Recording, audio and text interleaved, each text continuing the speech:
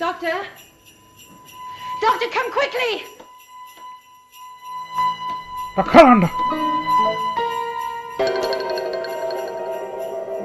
Hello everyone and welcome to day 25 of the Genesis of Androzani Advent Calendar for 2022.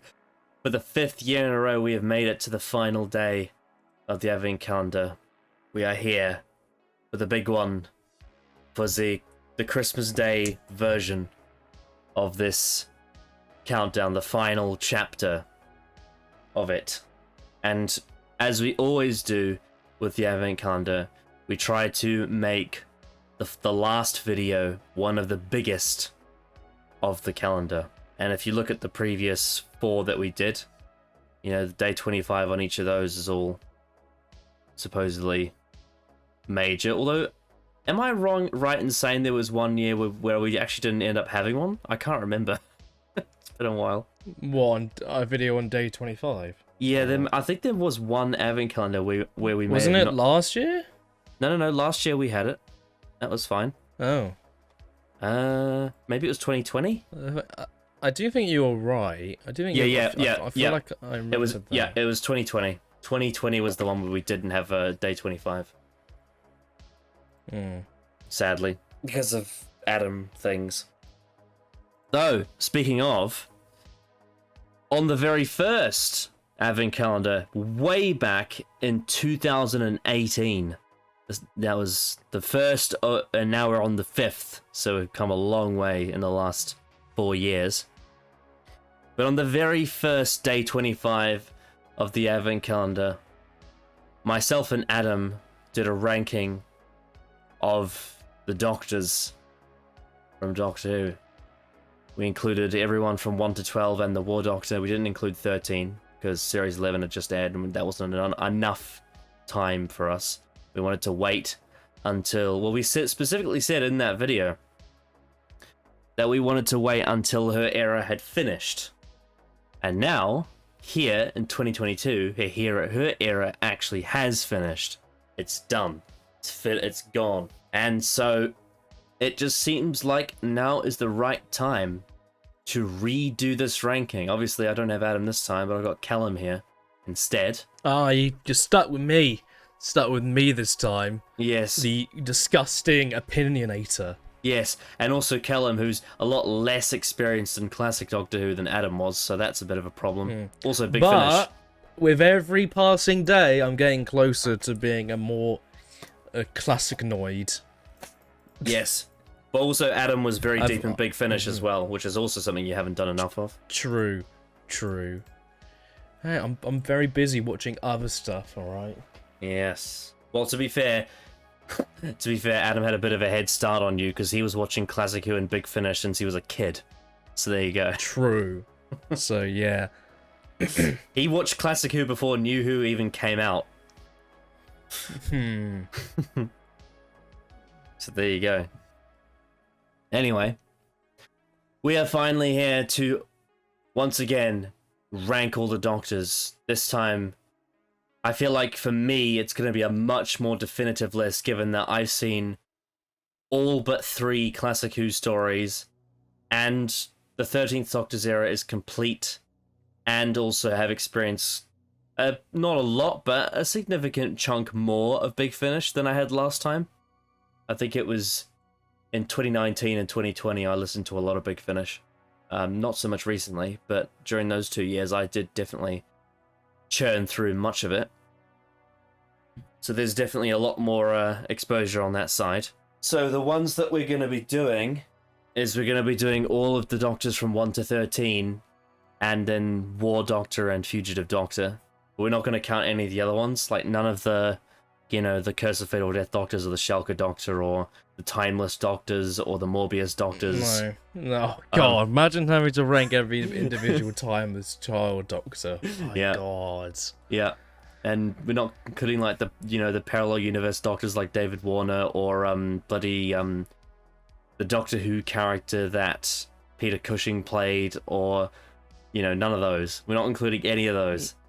No, I feel like Not Everyone seems to lump up the criticism of like the numbering no longer like mattering on Moffat, when really it's mostly Chibnall.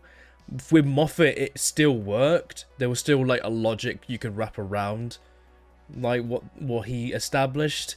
With Chibnall, it's in a catastrophe state. Yes. Really. Also, not including the Valeyard either. I count the Valeyard as a different character. He's more like an extension of the Doctor rather than being the Doctor, if that makes sense. It's kind of like there's of all things, there's a storyline in Yu-Gi-Oh where there's a character that's an extension of one of the leads, but isn't actually the same person. No, yeah. Yeah, actually, more than one of the leads. There's multiple characters that are like that. Multiple.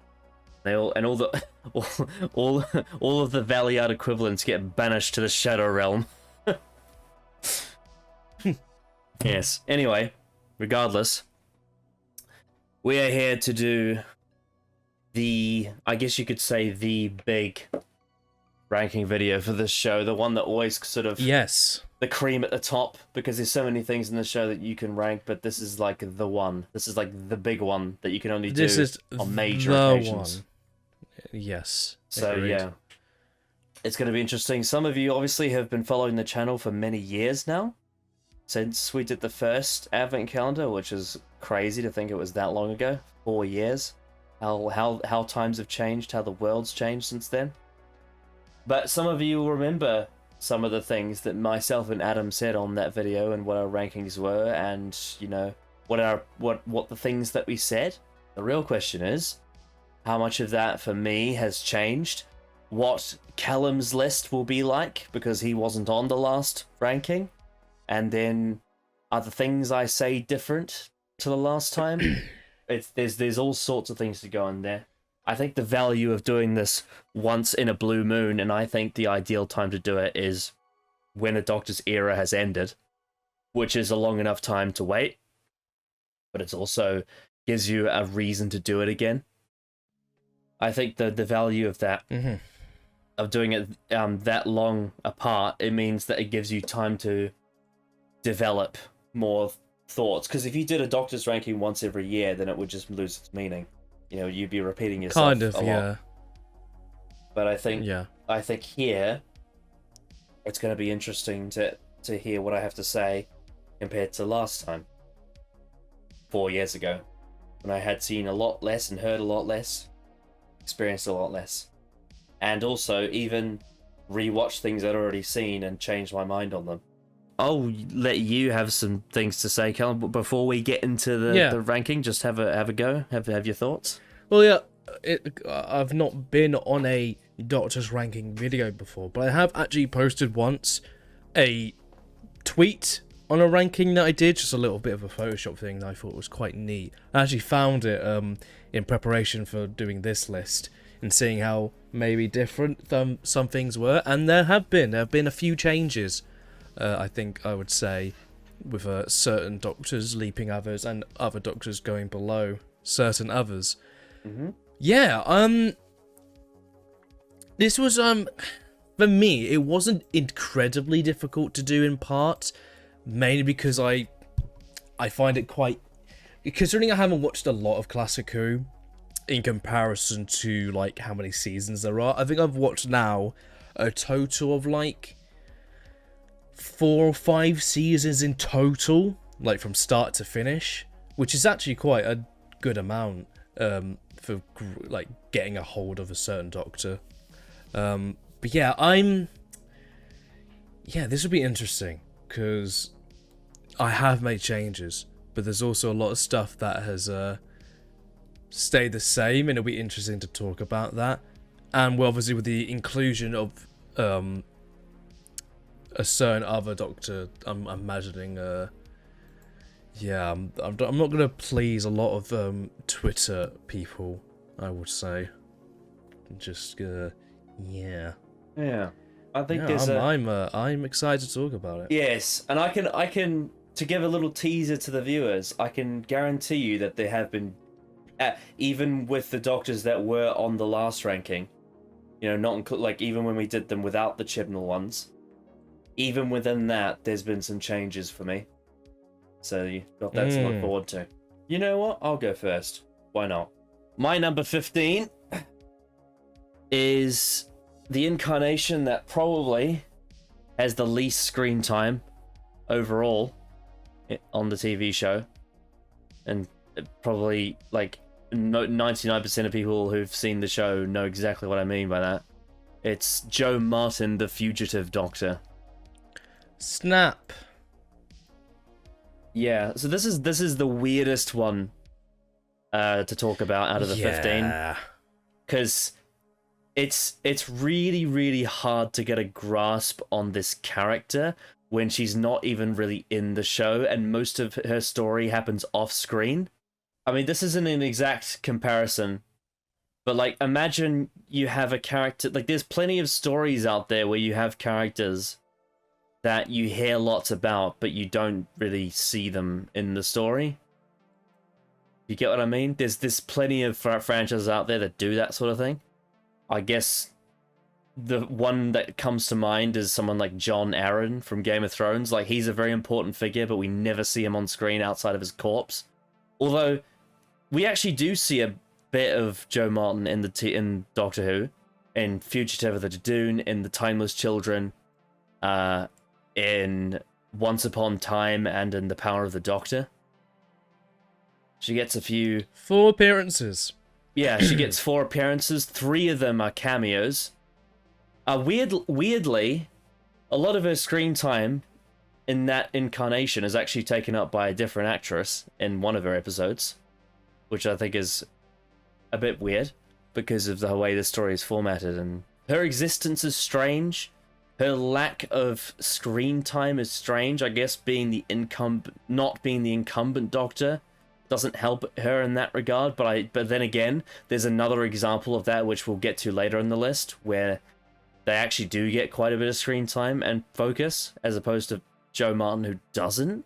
Like, she spends a lot of her time, firstly, in disguised as a human called Ruth, much like John Smith and Professor Yana were. And then you get an episode where the 13th Doctor is playing the fugitive Doctor instead of her. And then the other 2 are just literal cameos that a blink and you'll miss it. And really, the only time you properly get to see her character is like the last 10 minutes of Fugitive of the Jadoon, and that's it.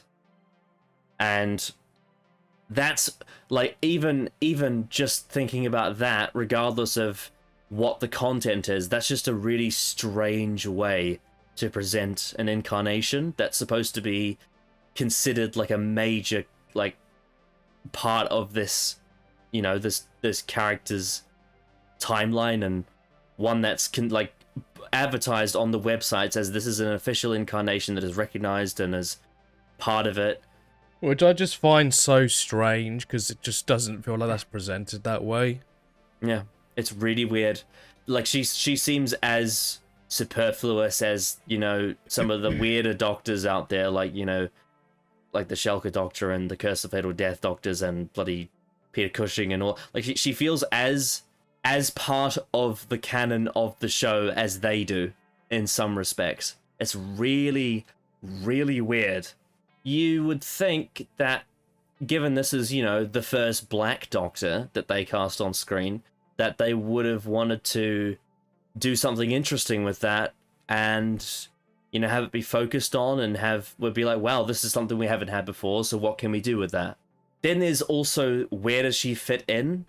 Which is completely left up to, I guess Chibnall does confirm it in like a brief comic strip thing, but in terms of the TV show, like specifically just talking about what's presented in the TV show, we're never really told where she fits.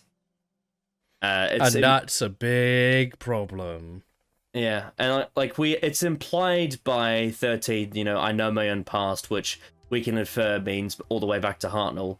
So the idea is that she's before Hartnell, but then also her TARDIS is a police box, which as an audience, we believe is after Hartnell because of what we're shown, you know, what we're told. And if it's not, that's a hell of a coincidence and very convenient. Well, yeah, because of what we're told by the first Doctor and an Unearthly Child, and also what's reinforced by Moffat in The Name of the Doctor with the Clara thing. So to have the police box be that is just a very strange decision.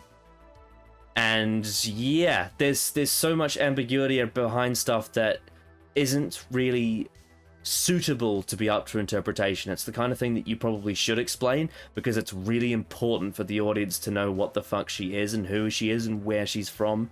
Like, what if you're going to tell a story with her in it.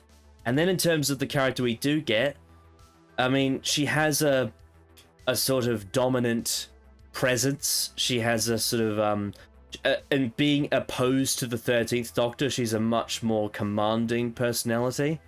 She's also characterized as being part of, secret agent missions where she uses weapons and stuff, which again leans to pre-Hartnell, I imagine.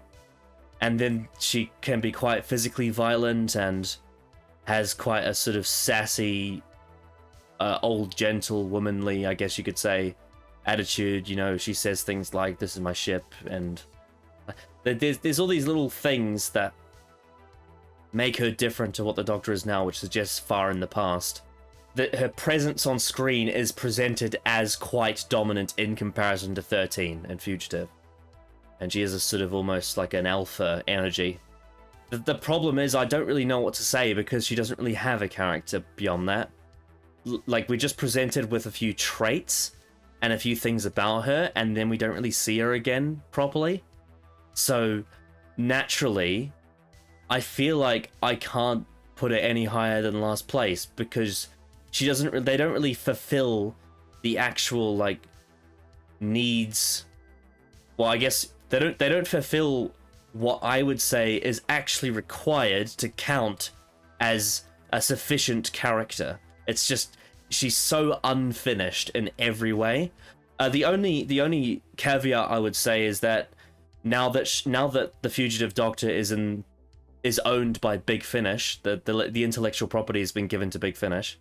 There is a chance that they may do some really good stuff with her if they give her the right writers and they have a really good idea to do something and establish what this character is, what is her purpose, what makes her distinct, and give her some actual stories to do rather than just a cameo in 13's era. So yeah, that's the one thing that could push her up the list in the future, is if Big Finish take the ideas that are presented in the TV show and turn it into an actual character and do some good stuff with it. But for now, she's just so hollow and insufficient, and I think it's really weird. Like, I feel happy because Joe Martin seems to love the fact that she's playing the role, and I feel happy for her, but I also feel bad for her because I feel like it would have been better to give her an opportunity to actually play a character and not like a teaser trailer for an off-screen character. I find that really strange. That was some poor play by Chris Chibnall there, what he did with the Fugitive Doctor, and I think he could have done way better, and that's why I think she's the worst one for now. Yeah. Like, I kind of echo those sentiments, really. Like, for me, the only time Joe Martin gets to do any real acting, like actually put on a performance of an actual character that seemingly has history, is in Fugitive of the Judoon. And even then, I'm not impressed by her acting. And that's a hot take, I know. I know a lot of people love Joe Martin's Doctor and her performance, but I'm very much under the impression that she's quite underwhelming a lot, despite this character being written to be quite dominant and quite commanding, especially in comparison to Jodie's Doctor in that episode. But even then, in all her other appearances, she doesn't feel like the same as that episode at all. She feels quite mysterious, because I guess that's the only real way Chibnall can write a mysterious Doctor, if they literally act mysterious. And even in her last two appearances in Flux and Power of the Doctor, she's literally just a glorified cameo, really. And there's no real answer to who she was and why we did this idea, and why we had to kind of break the continuity to make this such a shock reveal. Like, this is a secret Doctor, but seemingly from the past, way in the past, and it doesn't make any sense, and it's really annoying because I can't even really be like, oh yeah, Jo Martin's terrible. I can't really do it because she doesn't get a chance to really act at all, which makes me just feel like I probably would have preferred someone who can command a scene in that way, even briefly. Someone like a Tina Miller, I think, would be a much better casting choice for this kind of role, just personally. Because I feel like even in these small moments, she would get across this quite commanding, like, sophisticated, different kind of Doctor that Chibnall wanted. I don't think Jo Martin... Clearly, she's got some talent. I don't think she's, like, a terrible actress or anything, but... She seems to do pretty well with, like, the fight choreography, I've noticed. Because she definitely has a good frame for it. Wouldn't call her, like, a martial artist or anything, but, you know, she can do a hip toss. Break a rhinoceros's nose off. Yeah. And just as the characters themselves, so unfulfilling and so nothing a lot of the time. I don't really get a sense of who this kind of Doctor is. It's just, they just kind of seem like a quite generic fan fiction kind of Doctor in a lot of ways, which is a bit of a shame, because maybe you could have done something, I don't know. But yeah, there's no doubt in my mind that she is the worst, mainly because there isn't a real character there at all. Part of the reason why some people really like her is that she kind of just looks cool. Like, she kind of has this... She has a look that people are grabbing onto, especially the cosplayers. She has, like, a unique costume, and she wears those, like, glasses. And then she has, like, that sort of... that face she does that people really like. You know, there's like a... I can't describe in words what I mean by that, but she has, like, almost a mysterious face that she does, where she's like, I'm Doctor Who, you know? And then, obviously, in terms of her silhouette, like I said, she's quite a dominating figure. She's quite tall, and her frame is... I don't know if muscular is the right word, but she seems like she could own a situation physically, which is very in contrast to Jodie's Doctor. I mean, that's just... To me, that just seems like what Chibnall was going for, is he just wanted to have a Doctor that was so different to Jodie in every way, like, in terms of her presentation, but he didn't really do anything with her characterization beyond that, and that's the part that I think was actually important to get right. Yeah. I don't know. It's a weird one. I don't really know what to think about the Fugitive Doctor. It's just such a non-hollow character, really. Yeah. And it's just kind of an annoying addition that doesn't, like, I don't know why she has to exist. It's just weird. Mm-hmm. Yeah. Although probably my favorite thing about her existence is how amazing Dominic G. Martin's cosplay of her is. Like, it's genuinely so accurate.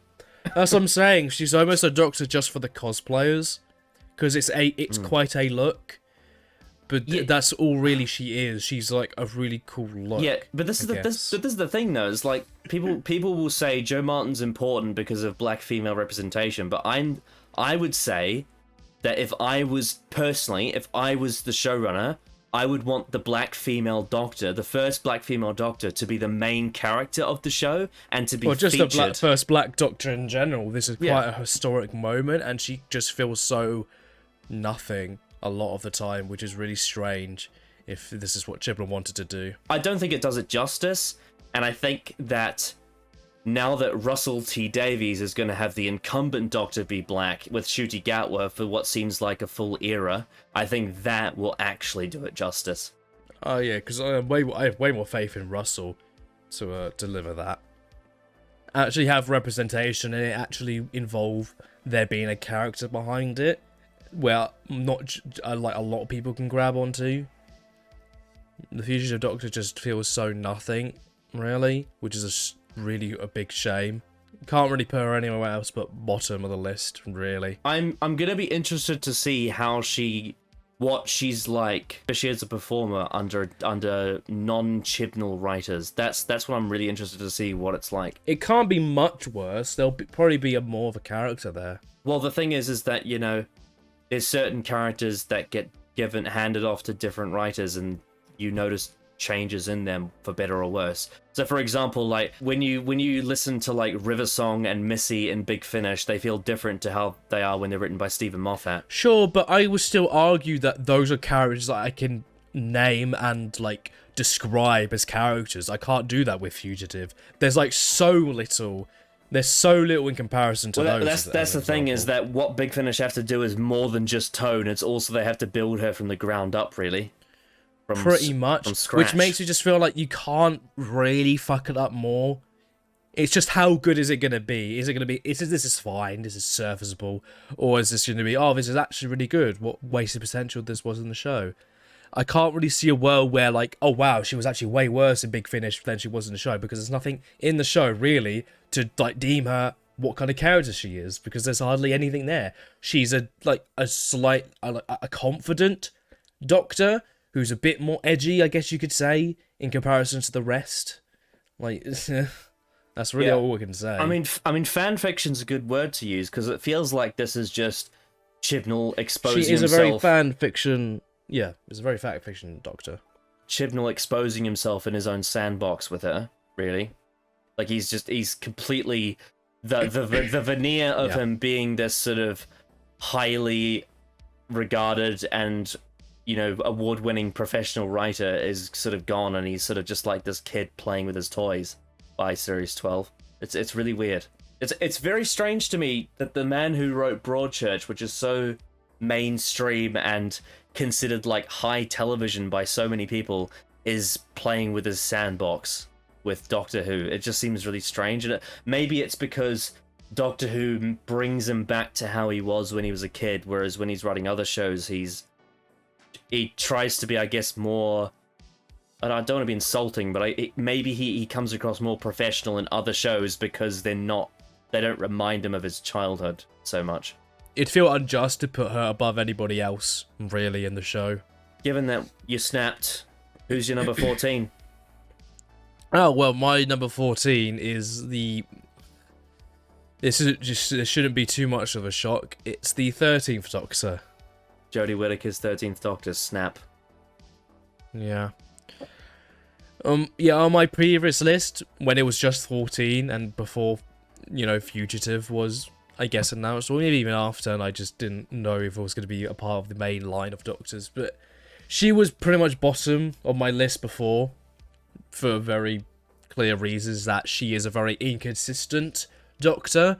In comparison to Fugitive, where she's just a nothing character, 13 has character traits that clash with each other and just don't work at all. Where from one episode, it's such a clear example, where in series 11 she says that she loves a conspiracy, and then I think that was in Arachnes, and then in Kablam she says, I don't like conspiracies.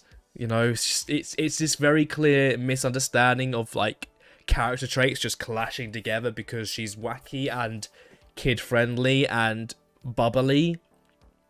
And then as the seasons go on, when we get to, like, you know, her series 12 and 13, where they try very hard to add this sort of like weathered down kind of Doctor with the whole Timeless Child arc to her, and it's the most you'll get is stuff like, how does that make you feel, Doctor? Angry.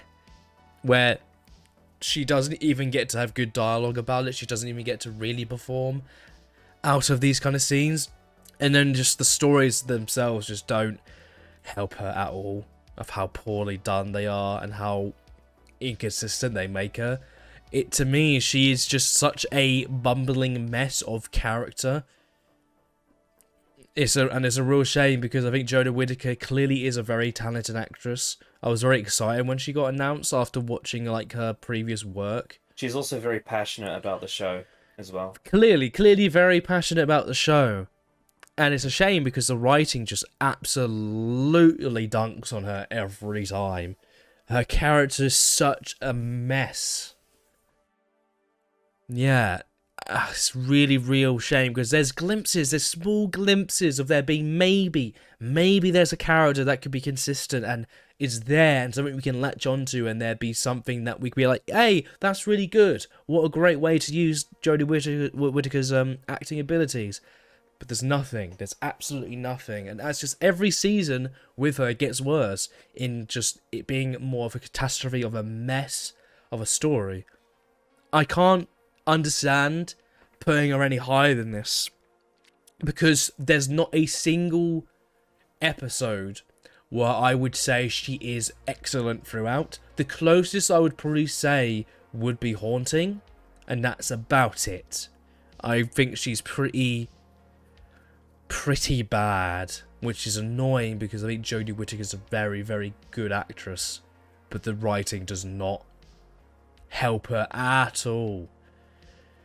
Yeah, 14 for 13, I think, is probably the best place for her, considering.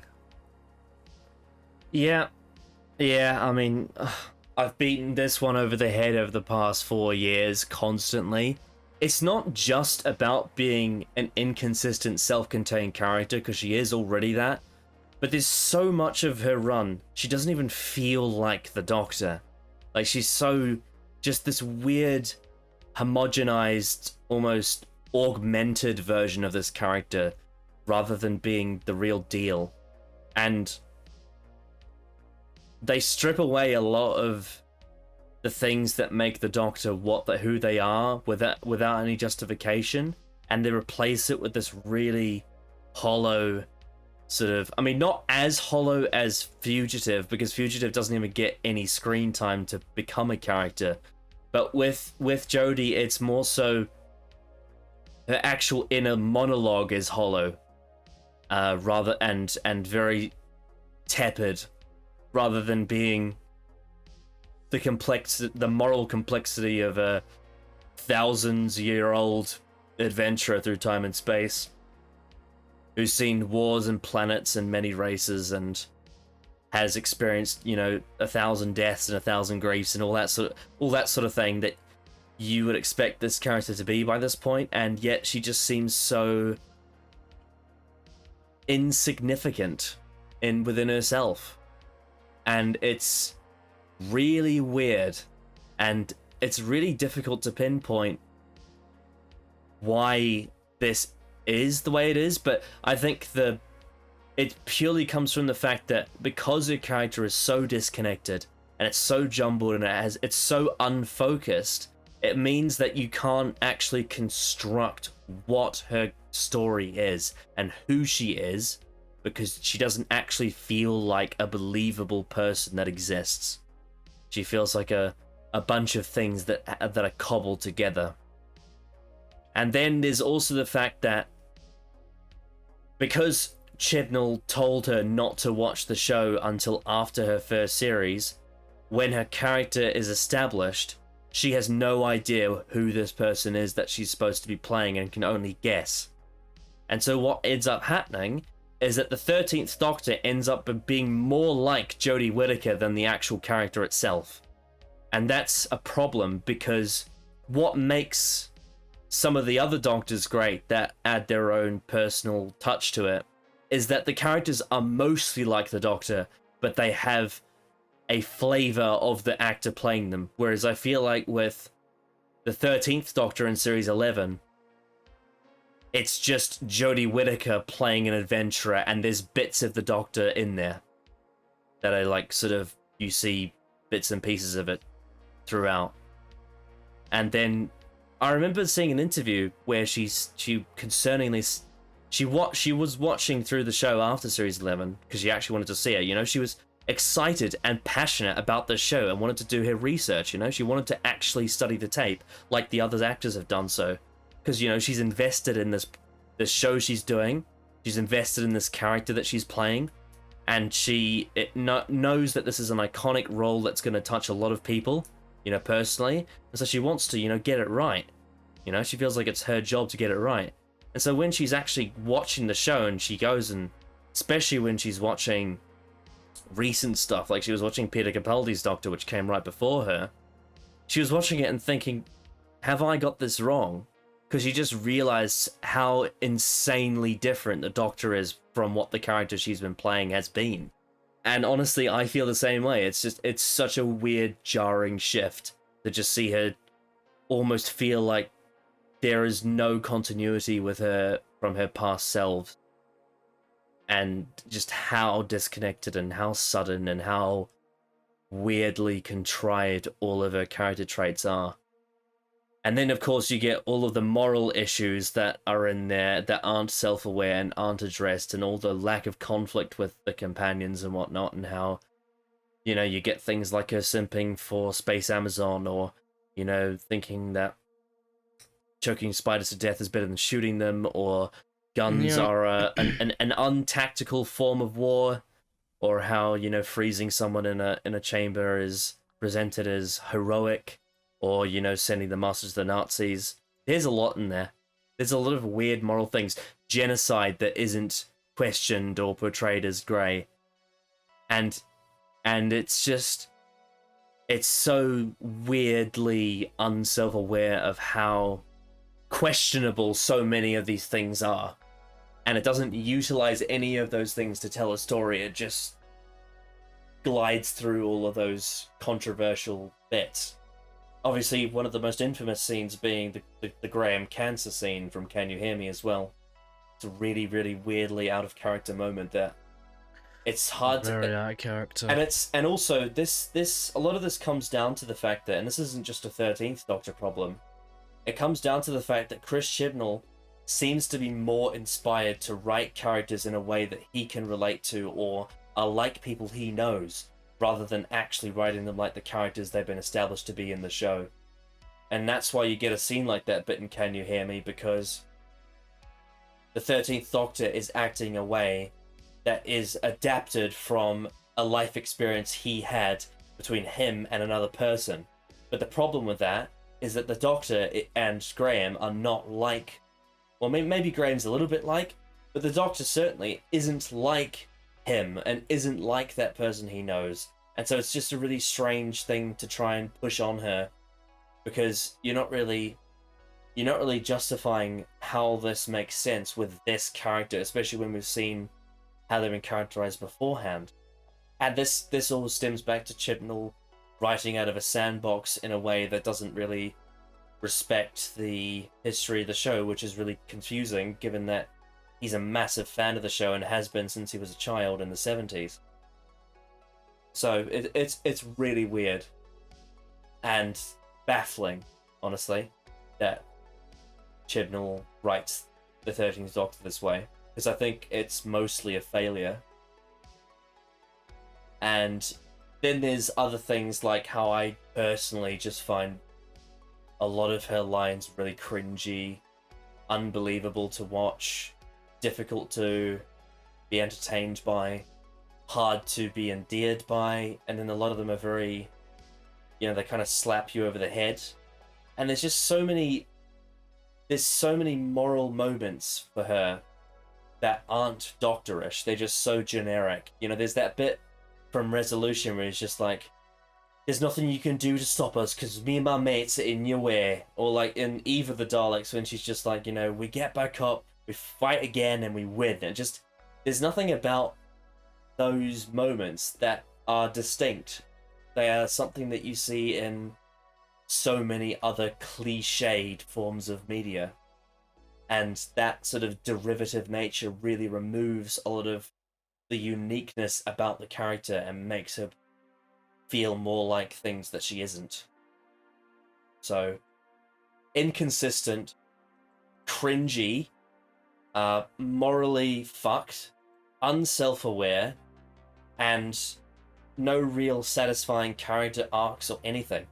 Just so hollow and unfulfilling, terrible dialogue, and the poor actress was not given the tools that she wanted to have and needed to have to play the character the way she wanted to. So yeah, 13th Doctor is really, really bad. And like you, I'm only going to put her over Fugitive because at least she has some screen time to show something. There's at least moments where there's a character there like it's very small moments, and most of them are in haunting, I find. Where there's like, ooh, that's a bit doctory.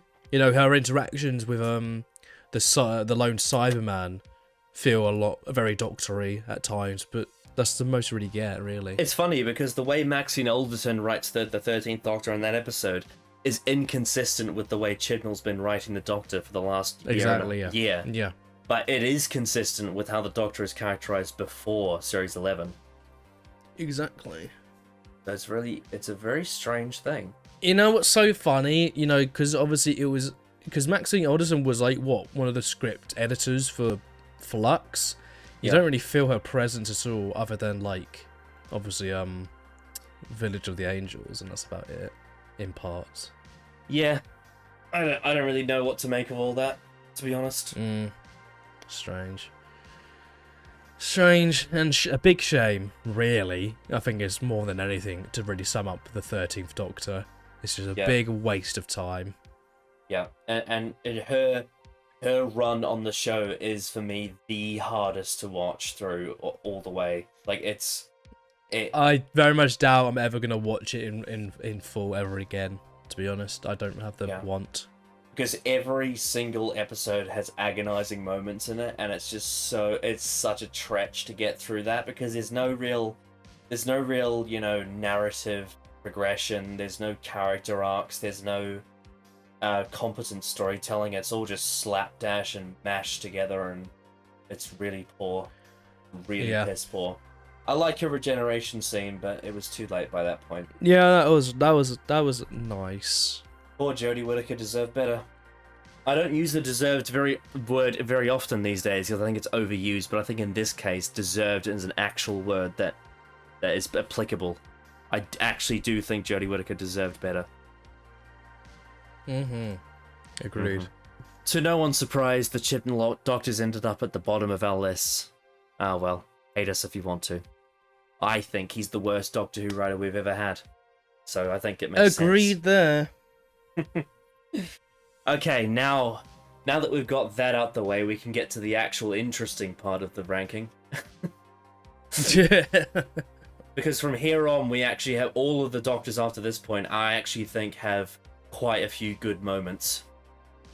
These are Doctors of value. They have moments where I'm like, that's really good because of this reason or that reason or for these reasons. And I would say every single one above, you know, Jodie, actually, I would say they meet the criteria for what constitutes a character, if you know what I mean.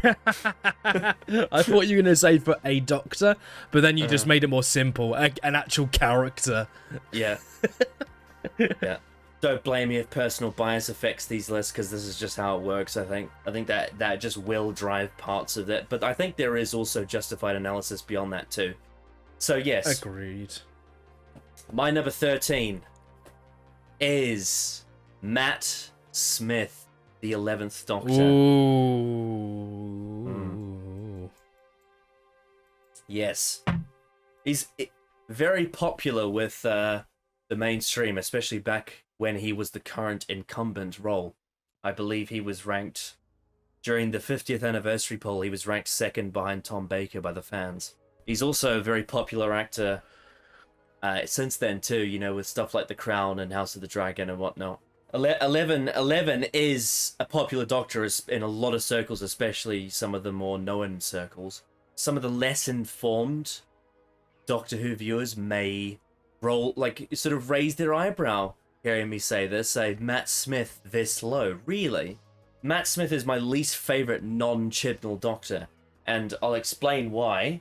There's quite a lot that goes into this. I'll begin with the inspiration, and I guess that would actually that is actually going to web into some positives as well.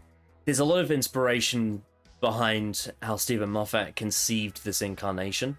Matt Smith himself, being a big fan of Patrick Troughton when he watched Tomb of the Cybermen, is part of it. And then there's also the traditional reaction of, well, the incumbent Doctor being different to the previous one is, you know, a good idea. That tends to happen a lot. Of course, the previous incumbent Doctor before Matt Smith being David Tennant, who was not only in the meta very popular at the time, and still to this day, but also very sort of confident, egotistical, suave, cool, and commanding. Matt Smith, in a lot of ways, is characterized as, in some ways, the opposite. He's very uncool, very nerdy, very not really understanding what people think of what he's doing. And this is the crucial point of difference between when they get him right and when they get him wrong. His character trait of not knowing what's cool is part of who he is, but when his Doctor is written well, he doesn't care what people think of that. Whereas when his Doctor is written poorly is when he's just dumb and does it because he's dumb, you know? And that creates such an insane inconsistency with this character, because you've got two very different versions of the same trait being portrayed across his run.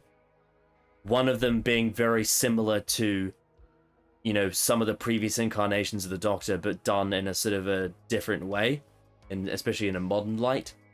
And then another one being something that is not really seen before and is something that only Stephen Moffat does. And I guess Chibnall to an extent, but it's something very common with Matt Smith and the one that comes after him to an extent. Is that I think when the 11th Doctor isn't portrayed as knowing he's not cool but not caring, and instead is just uncool and stupid, is when he's at his worst. And I think also there is so many things about this incarnation that conflict with each other, and rather than, I mean, I guess sometimes it succeeds, but rather than adding an interesting contrast, it creates a scenario where you end up with a character that is so wildly different in so many ways that it almost doesn't feel natural. It almost feels like he's not acting like a person.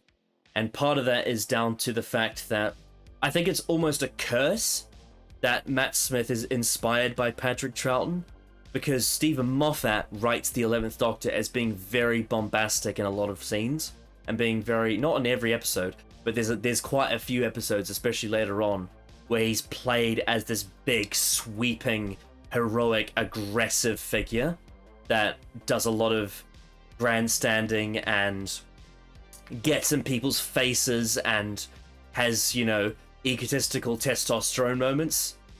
But Matt Smith as an actor, being inspired by Patrick Troughton, is very different to that. It's downplayed, it's quiet, it's scenes like in the 11th hour when he's putting his hands against the wall and saying 2 parts of the universe I shouldn't have touched. That kind of analytical, introspective sort of thinking about the science of things that he does really well. That conflicts really heavily with his more bombastic side that Stephen Moffat wrote for him. And I find that there are so many things about his character in some of his episodes that I think are really good, but then they are so overwhelmed by the things that I don't like that it just creates this weird mess. And then especially as his character progresses over the course of series 5, 6, and 7, the balance of who he is as a person gets really uneasy, and you end up, especially in a lot of series 6 and almost all of series 7, you end up with this character that doesn't actually have the right balance to form what I think the concept of who this 11th Doctor is supposed to be. And he ends up being a flanderized buffoon, and you get a lot of really weird performances that don't feel fitting of this actor, that kind of waste the kind of talents that he has and the kind of Doctor he could play. You get also some really strange sexual moments later on that are very questionable. And then there's so many weird little lines that don't feel fitting of this character or this actor that Moffat just wrote in because I imagine he thought it was a fun line and wanted to just put it in the episode. But kind of like what JX he said in EDAR 20 about the difference between Douglas Adams and Stephen Moffat, is that Moffat doesn't care about who is saying the lines. He just puts lines in and gives it to anyone that he feels like he wants to say it. Whereas I feel like some of the lines that Matt Smith has to read in this show don't really fit him.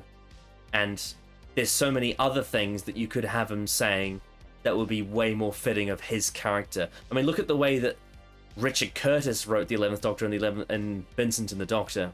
A lot of the jokes in that episode feel so natural for this actor and this incarnation. They feel like they fit like a glove, and like they feel straight out of, right from, this is the concept of who this character is. Whereas then you get to something like Let's Kill Hitler, or, you know, Nightmare in Silver, or Dinosaurs on a Spaceship, and just everything kind of falls tits up and sideways. I find when Matt Smith goes over the top, I find him really, really hard to enjoy. I find him frustrating, cringy, borderline unbearable at points. And there is a lot of sentiment in his era that his character is linked to around the idea of the insightful wisdom and importance of children in the universe. And I find the way it's executed to be not reflective of the truth and very idealistic and almost sort of rose-tinted in a way, almost like Stephen Moffat as a father figure and as an actual father in real life, looking at children far more favorably than they truly are. And it's possible that he may have done that because of the target audience he was trying to reach. But me, as a young person, I know I wasn't like a young child, but me as like a 12-year-old watching this, I felt patronized and not like sort of respected in the same way that, say, if I watched the Sarah Jane Adventures, for example, I would feel like respected despite my age. Whereas I feel like with Stephen Moffat, with the 11th Doctor, and the way he sort of, the way the show tells its stories a lot of the time, it feels like it's talking down to children rather than giving them a hand and lifting them up. And then there's just some of the other little things that I don't really enjoy, like the slapstick bits and the cringy, nerdy, you know, socially awkward humor, and maybe not, it's not as quite as bad as Jodie Whittaker on the whole, because her characterization is completely inconsistent. But I just personally, I think I prefer a lot of the more cool doctors that have a lot more bravado and confidence and actually have an ability to convince an entire room to sort of jovially vibe with their humor. There is one exception, which we'll get to later in the list, but I vastly prefer the way he's characterized, and I find the affability of that incarnation really appealing, but I'll save that for later. I think some of you may know exactly what I'm talking about. But yeah, Matt Smith's Doctor has a lot of really good moments.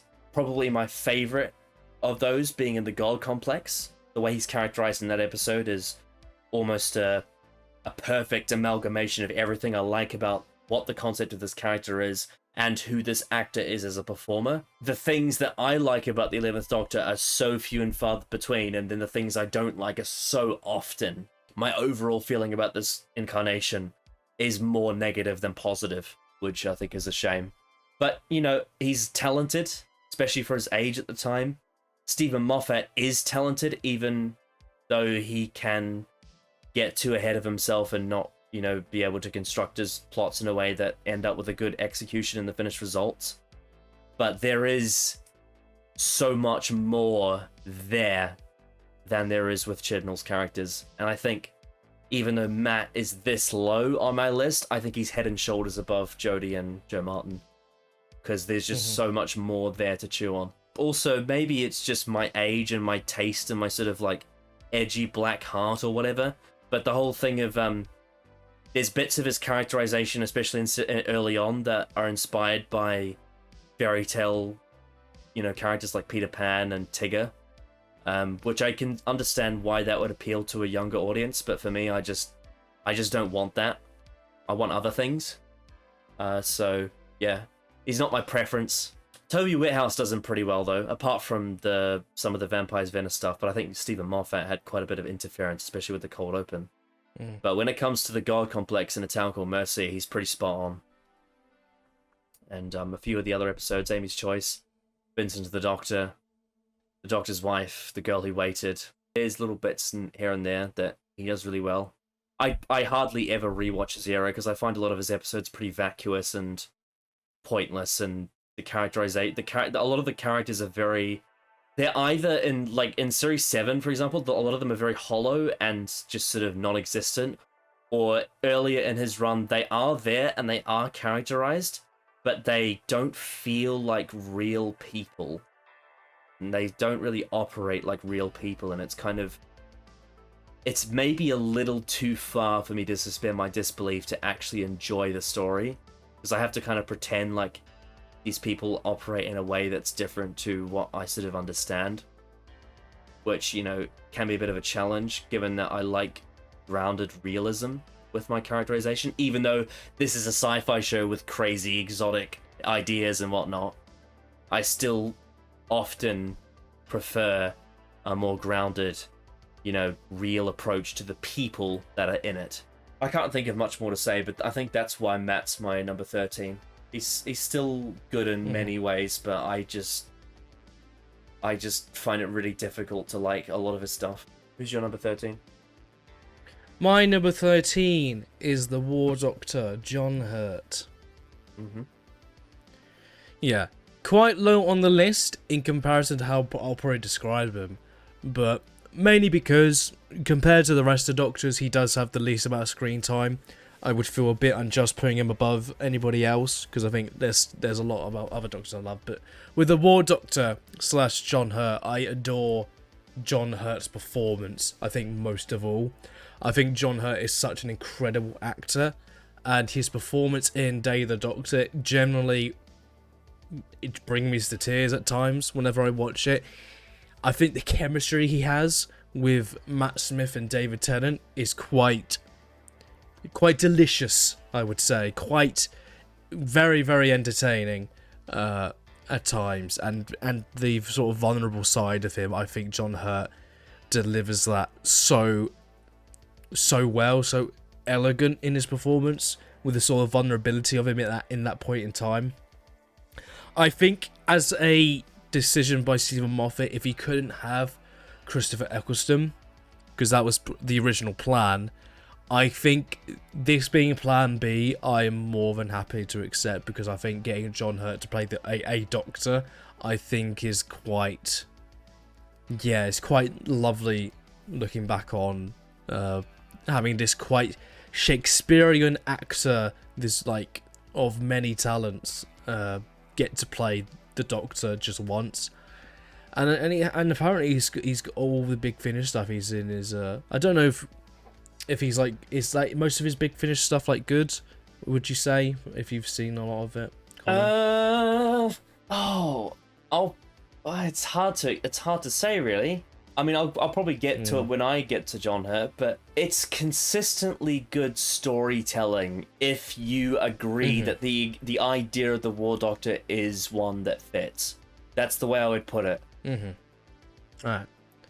Yeah, I just, there's a lot of stuff I love. I love his scenes with Clara quite a bit. I like that one scene he had with Clara in the, what's the room called? I forget.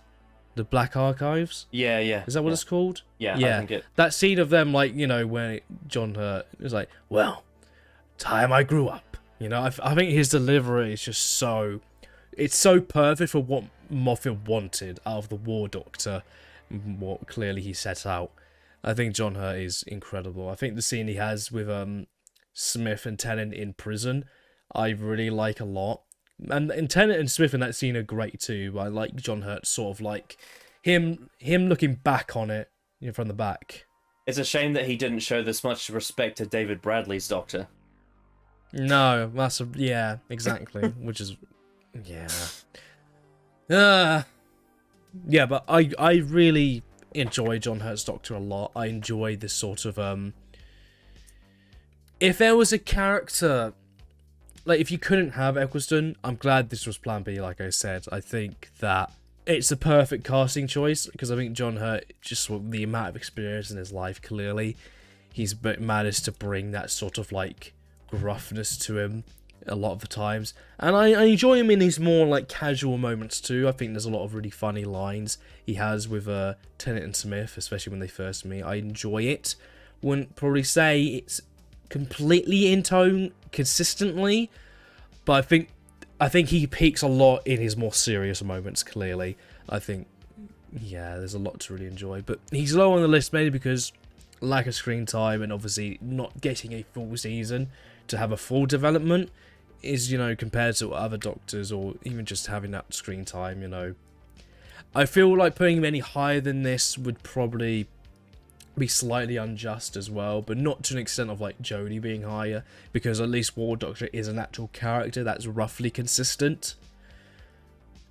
Yeah, I really love the War Doctor. I think he's quite underappreciated, I would say, on the online fandom, just personally, because I think he does provide some of the best acted scenes, just from purely acting sense. I don't see a lot of hate for him, but he's definitely... No. He's not really talked about. There's a lot of apathy towards the War Doctor. I mean, there seems to be like not much acknowledgement in the last few years about how good he was, because he was good. War Doctor John Hurt was great. I think maybe the War Doctor was way more talked about at the time, like 2013, 2014. Sure. He was way more talked about. 13 War Doctor John Hurt, I think he does an incredible job of what he's given. And yeah, it's just quite nice to have an actor like John Hurt play the Doctor just even once. It was very lovely, I'd say. Well, it's funny you say that, because my number 12 is John Hurt, the War Doctor. Mm-hmm. So yeah, I'm really, really conflicted on the War Doctor, because on one hand, I don't really like the idea as a concept. I find the whole thing of the War Doctor, and also in comparison to how the War Doctor is characterized within the Time War, very strange and ill-fitting of this long-term journey from, you know, Genesis of the Daleks all the way up to Day of the Doctor, and all of these different Doctors that have had their different ebbs and flows through this long journey that takes us through this big genocide moral dilemma. And the War Doctor adds a weird spanner in the works that I think comes from the fact that Stephen Moffat wanted to do something different to it than what RTD initially inferred. So that part of it for me is always a weird black mark on his character that I just don't agree with. But at the same time, when you remove the Time War from his character, I actually really, really like his Doctor. I really love John Hurt as the Doctor. Like, he's a really good casting choice to play this role. And not only have I seen Day of the Doctor, but I have listened to some of his Big Finish too. I think I've heard 3 or 4 of the box set. So I've heard a good 12 or 16 stories worth of John Hurt's Doctor. I believe it's about that much. And I think where he really thrives a lot, obviously as an actor he thrives in the serious moments, but for me as a character, I think he thrives a lot in the comedic moments. I think the way Moffat uses him comedically in Day of the Doctor is very funny, and he's just a natural gifted at that sort of thing. I really like how Moffat with him and Day of the Doctor represents the sort of the grumbled classic Who fan that doesn't like the new Who Doctors and the sort of the traits they have that are different. I think it's a really funny way to do it, especially given in universe he's technically younger than those two. I think that, like you said, John Hurt's performances are top tier because he just is one of the best actors to ever live, and he's so much gravitas and depth in his performances and so much believable emotion, and he just brings so much of that warmth and just captivating aura to the role. And yeah, again, like some of the stories they do with him on Big Finish are really interesting, and how it puts him under all these different dilemmas, and how, because he's in the Time War and having so much emotional toil, that the way he interacts with companions is very different to the rest of the show. It's quite interesting the way that they show him pushing people away and not wanting to involve people, but then also feeling compelled to get involved and save lives and whatnot. It's a really interesting dichotomy of the Doctor being in the Time War. It's just so weird the way that I find just the way that Stephen Moffat had him be the Doctor in the Time War because of what he couldn't imagine the Eighth Doctor doing, and then not even having John Hurt do it either. I just think that's really strange. Possibly maybe because he wanted to get a big name actor, I don't know. He hasn't said that. But yeah, I find the War Doctor's existence strange. I love that John Hurt got to play the Doctor, but I almost feel like I would love him more if he wasn't the War Doctor, and if he was an incarnation that existed outside of the Time War.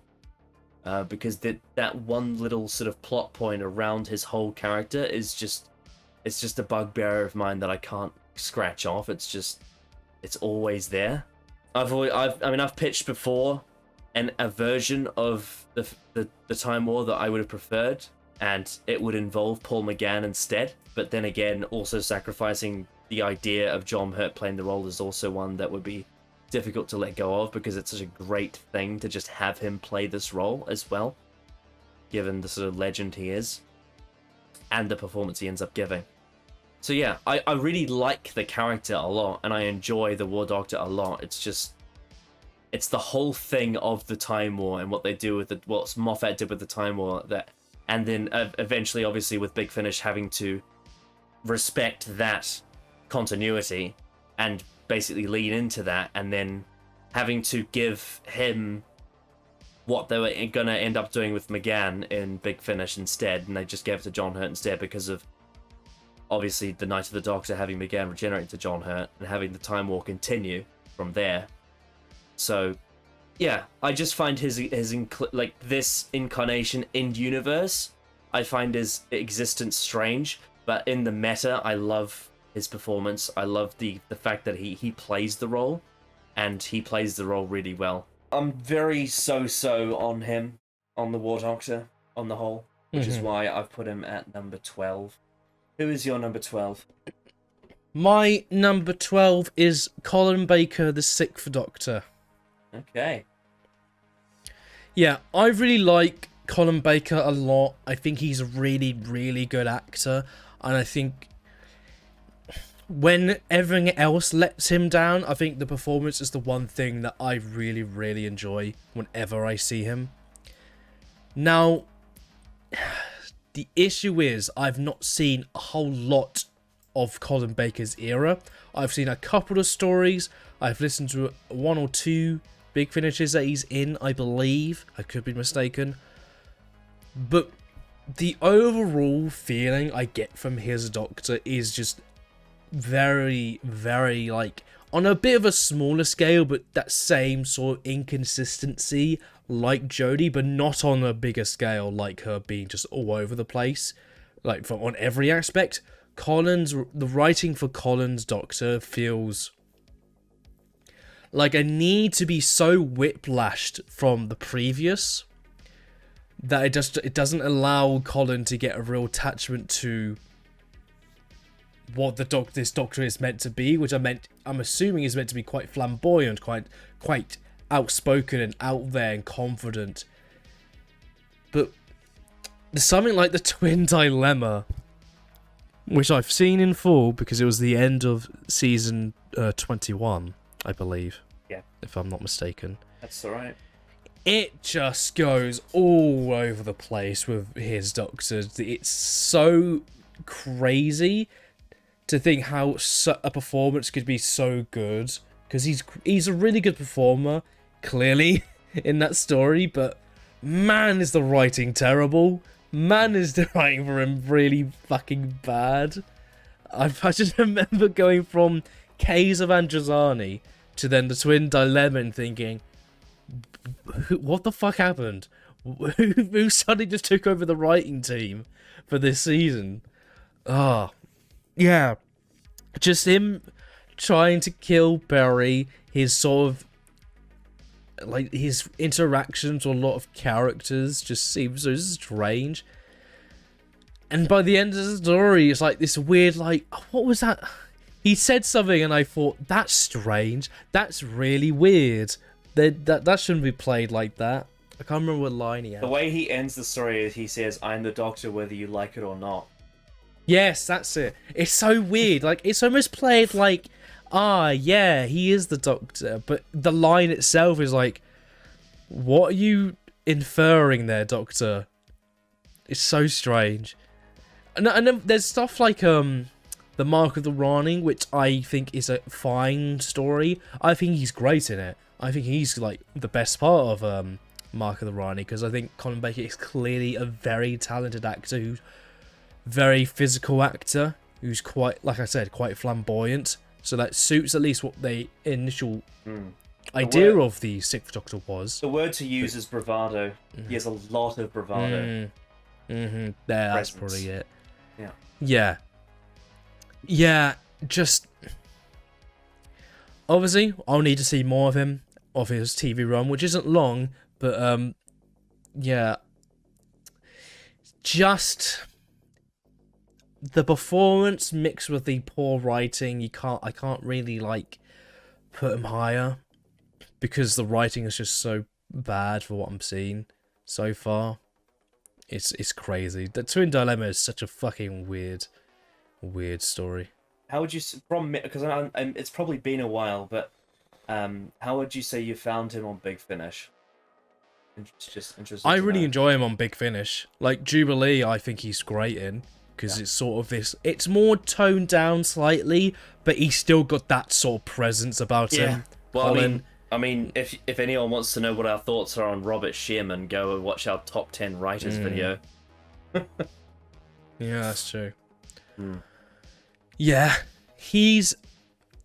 Yeah, I think it's very much the case of out of all the mainline, like, Classic Who Doctors, he feels like the most wasted, really, because, yeah, there's not much you can really grab onto in terms of, ooh, yeah. You know, that's sort of every Doctor in the Classic Who seems to have that sort of scene that encapsulates who they are, what that character in that point in time is. With Colin, so far, at least from what I've seen, there isn't really that. And if the most you'll get is a weird inconsistency moment with him being quite threatening in a very strange way, regardless of how good the acting is. Yeah, that's sort of my thoughts on Colin Baker, really, as the Doctor, from what I've seen. I'm sure your thoughts on him will become more textured with time, because there's a lot... True. Yeah, definitely. There's a lot of stuff with Colin. There's a lot. Yeah, I know that. But from what I've seen, I can't put him higher than 12th. He actually used to be 11th, but he's been overtaken. So, yeah. Alright. So does that mean it's my number 11? Yes. Alright, my number 11 is Mr. Peter Capaldi, the 12th Doctor. Ooh. Yeah. This is going to piss off some people, I know for sure. Oh, people are going to be pissed off where we both put him, let's be honest. Yeah. Okay, so I'll get the obvious out the way. He's one of the best actors, not just to be the Doctor, he's one of the best actors of, like, the modern era of TV, of anything. Yes. Like, he's one of the best actors in the world. Actors, yeah. Yeah. His facial expressions, his tone of voice, his body language, cadence, his bravado, his mannerisms, and his understanding of this character as well. We say, in contrast to Jodie, who did Series 11 knowing nothing, Peter Capaldi is one of the biggest super fans of this show and had studied, previous incarnations of the Doctor to an insanely deep level. And he has some of the most layered, the most impressive performances in the entire show. He's such an entertaining person, and he just has that grizzled look with, the expressive eyebrows and the sparkly eyes and the sort of the old gruff sardonic sense of humor, and the way that he commands the screen with his presence and all of the ways he's able to portray different emotions but also still encapsulate that sort of otherworldliness of this character, and the sort of yeah, there's so much there in that performance to praise. However, the 12th Doctor is written by Stephen Moffat. And that's where things start to break. Because there's things that Stephen Moffat does with this character that A, don't make sense, B, really jumbled, messy, and weirdly executed, and C, are just so baffling that it drags this incarnation really far down, at least in my eyes. Things like questioning his state of morality given what we saw on near the end of Matt's run, or his weird hate boner for soldiers, or how suddenly cold and aloof and potentially murderous because of a shift of incarnation, or things like how the shift between Series 8 and 9 and sort of becoming what he becomes in Series 9, the sort of embracing this self-aware, cringy, old, aging rock star that almost knows that he's embarrassing but just wants to have fun. And there's so many jumbled brainstorm of ideas going with this character that some people have tried to explain why there is a character arc there, but I don't actually I feel like a lot of this is done in hindsight, and it's done with, you know, inference and interpretation and best faithing and whatnot. But the way I see it, a lot of these ideas aren't well connected, and they're all very slapdash and not quite as messy as someone like the 13th Doctor is. But there's just so much going on with this character that just doesn't work and doesn't fit, and I find a lot of what Moffat does with this character, especially in Series 9, to be insufferable. Like, it's insulting what he does with this character, whether that be the comedic scenes, whether that be the overdriving the insightfulness of children to the insane degree. You know, like in The Girl Who Died, when he gets an insightful speech from a baby, and it's like unironic, it's not like a joke scene, it's like an actual resolution to a story. Or how there's so many weird things like the oversimplification of his political stances, and the idea that, again, going back to Moffat's sort of idealized view on things, and idealistic worldviews on, you know, pretty complicated matters. It's kind of why I've always sort of resented the Zygon inversion, because I don't actually think the speech is realistic. I find it to be very idealistic, something that maybe he would want to have a result to, but not be effective. And just the way that sort of Stephen Moffat influence over the character impacts him is really strange. He gets cringy stuff like the cue cards and Under the Lake, and the electric guitar, and the tank, and the shades, and the teenage clothes, and there's so many weird things, and the really sometimes unearned speeches where, you know, they're trying to characterize him like he's this university professor, but sometimes they just go so far that it goes to the point of not even being educational or insightful. It just becomes waffling on about bullshit. And it's not very fruitful. And then, of course, there's the worst sin of all is what they did to the 12th Doctor in Hellbent, which is just some of the worst characterization the Doctor's ever had in the show, if not the worst. It's certainly up there. And once I put all of that in perspective, once I put all of what into perspective of, firstly, what Stephen Moffat did with this character, and secondly, the way in which Peter Capaldi injected parts of his personality into the character, and it wasn't really implemented in a way that made sense or actually did something right with the role. And then how sort of there was this constant battle between the actor and the BBC on who this character should be, and how Capaldi wanted a more sort of aloof, testy, Hartnell-like persona, whereas the BBC wanted a cosmic imp, you know, that's quirky and idiosyncratic and childish. And when you have those two things clash in a way that doesn't work narrative-wise, you end up with a weird conundrum. He's mostly really good in Series 10, apart from a few weird little niggly moments, especially in Lie of the Land. I just find Capaldi's Doctor to be disappointing because I love the actor. And I love the presence he brings to the role, and I think he's like a perfect casting choice because he has the right look, he has the right kind of performance, he has the right, cadence, and he fits the role perfectly for what the Doctor could be, but I just find the execution of his characterization to be really strange and sometimes really unappealing, but even in situations where it's not unappealing, there's just so many weird, forced traits that don't really have cause and effect.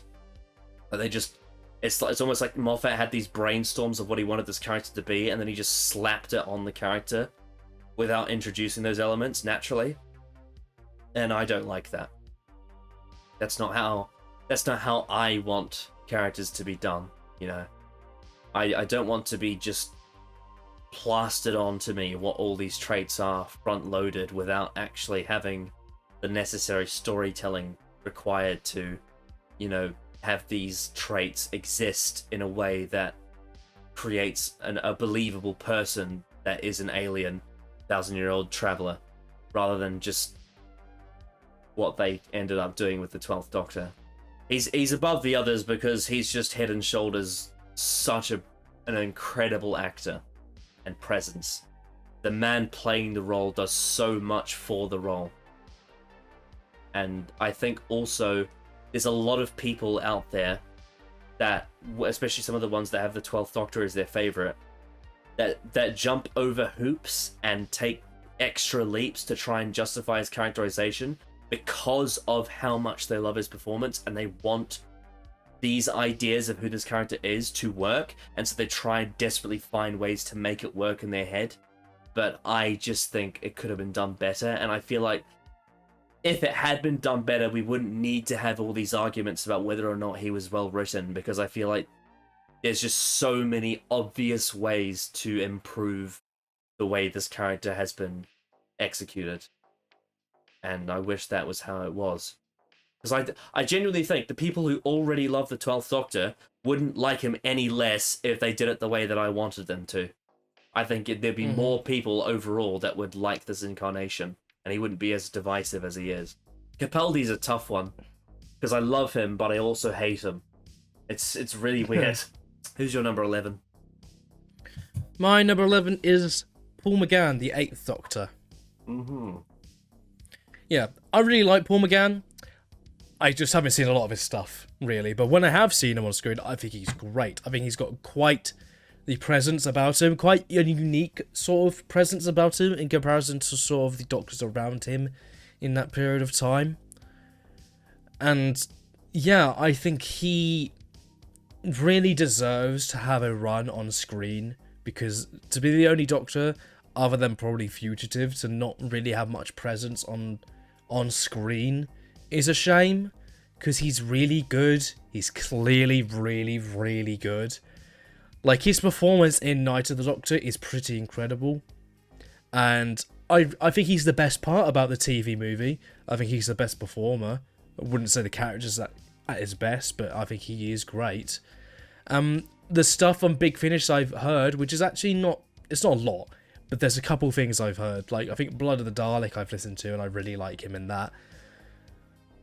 He is a Doctor, I think, if you just gave him more screen time on screen, or gave him a season of television to work with, he can really rise up the ranks for me.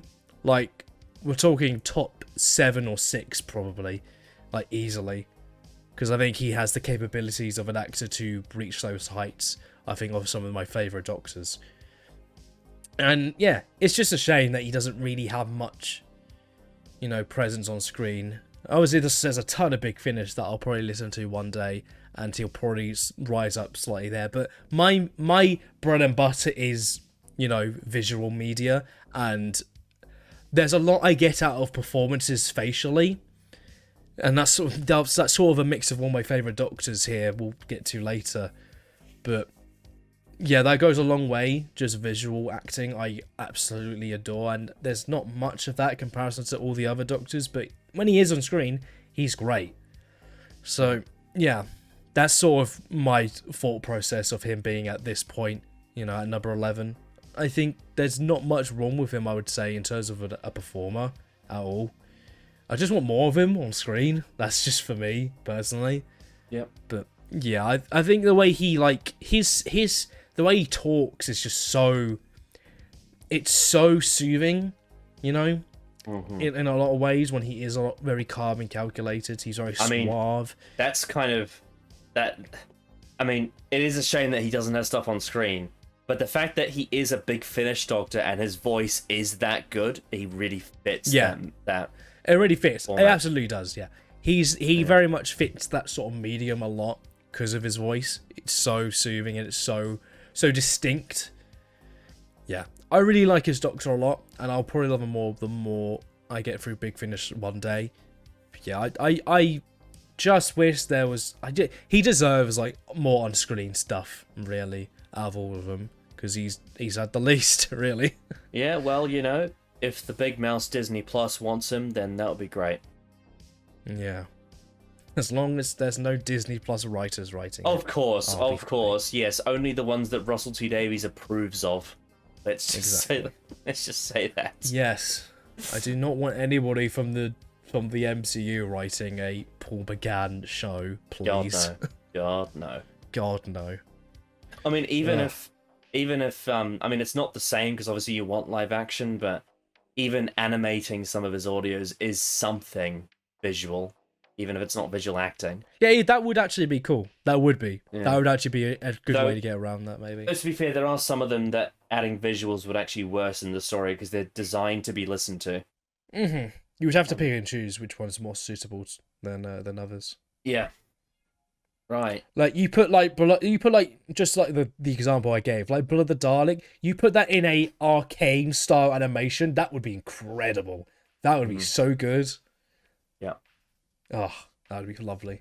Yeah. Absolutely. But yeah, number 11, Paul McGann for me. Okay. Top 10. My number 10 is Sylvester McCoy, the 7th Ooh, Doctor. snap. Oh, interesting. No, it's snap at number 10. Ooh. Yeah. So, I believe this is a bit lower than it was last time. Yeah, by about 2 places, because I've got your previous list up, and you've moved them down 2 places. Yes. Okay. So, yeah, this is a really interesting one because in some ways it does feel weird to put him as my least favorite classic Doctor. It doesn't feel right, but I think what I sort of came to terms with the 7th Doctor. This may sound a bit stupid to some people, me saying this, and this is very much a personal thing, but I think that the 7th Doctor has one of the most insufferable fan bases in the whole series. Obviously, maybe not quite on the same level as, the Jodie bots or, the Chibnoids. Like the Hellbent stands and like the 10 Rose Tumblr shippers and all that. There's really toxic fandoms out there, but in terms of classic Doctor Who, I find the 7th Doctor's fan base to be quite annoying. I really don't like how... And I don't necessarily mean people who like the 7th Doctor. I mean people who say that, the 7th Doctor is by far the best one. That's the people that really piss me off. And the reason why that is because of how much they big up his mythological side. When I don't think... And what that does, often, is it highlights to me... them trying to explain why he's the best makes him seem less good to me than what they say he is, if you get what I mean. Almost like in the sense of it draws attention to certain things that I don't think are as good as they say they are, because the idea of the 7th Doctor and the Cartmel Master Plan is really interesting because of adds mystery to the character, and it creates an aura around him, and it makes him unique, distinct, and different, and it even influences some future incarnations as well. But then when I actually start to focus on some of the stories that don't execute that idea well, it kind of devalues that idea. I think probably the worst example I can think of the Cartmel Master Plan and how it's done is in Silver Nemesis. Because the way that Kevin Clark does it is so on the nose and so cartoonishly, shush, don't tell anyone my secrets, I'm actually a little evil man.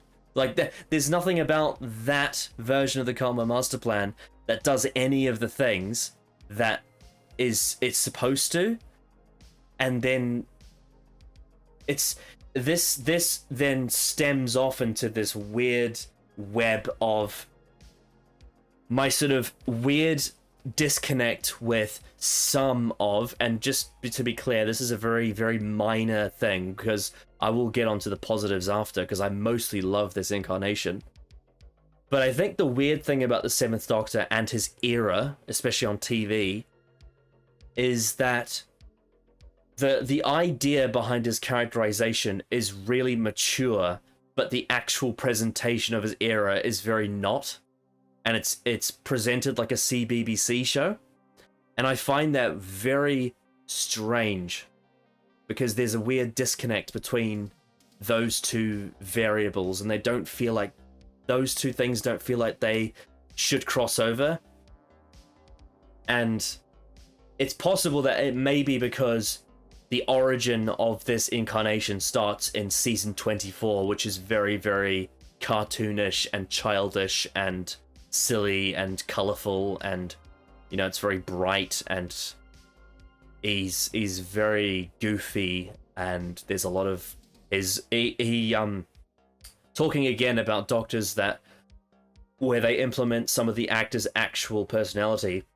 Sylvester, before playing the Doctor, did a lot of pantomime, and he did a lot of clownish roles, and he did a lot of, you know, fourth wall breaking comedy that was, you know, kind of akin of its time.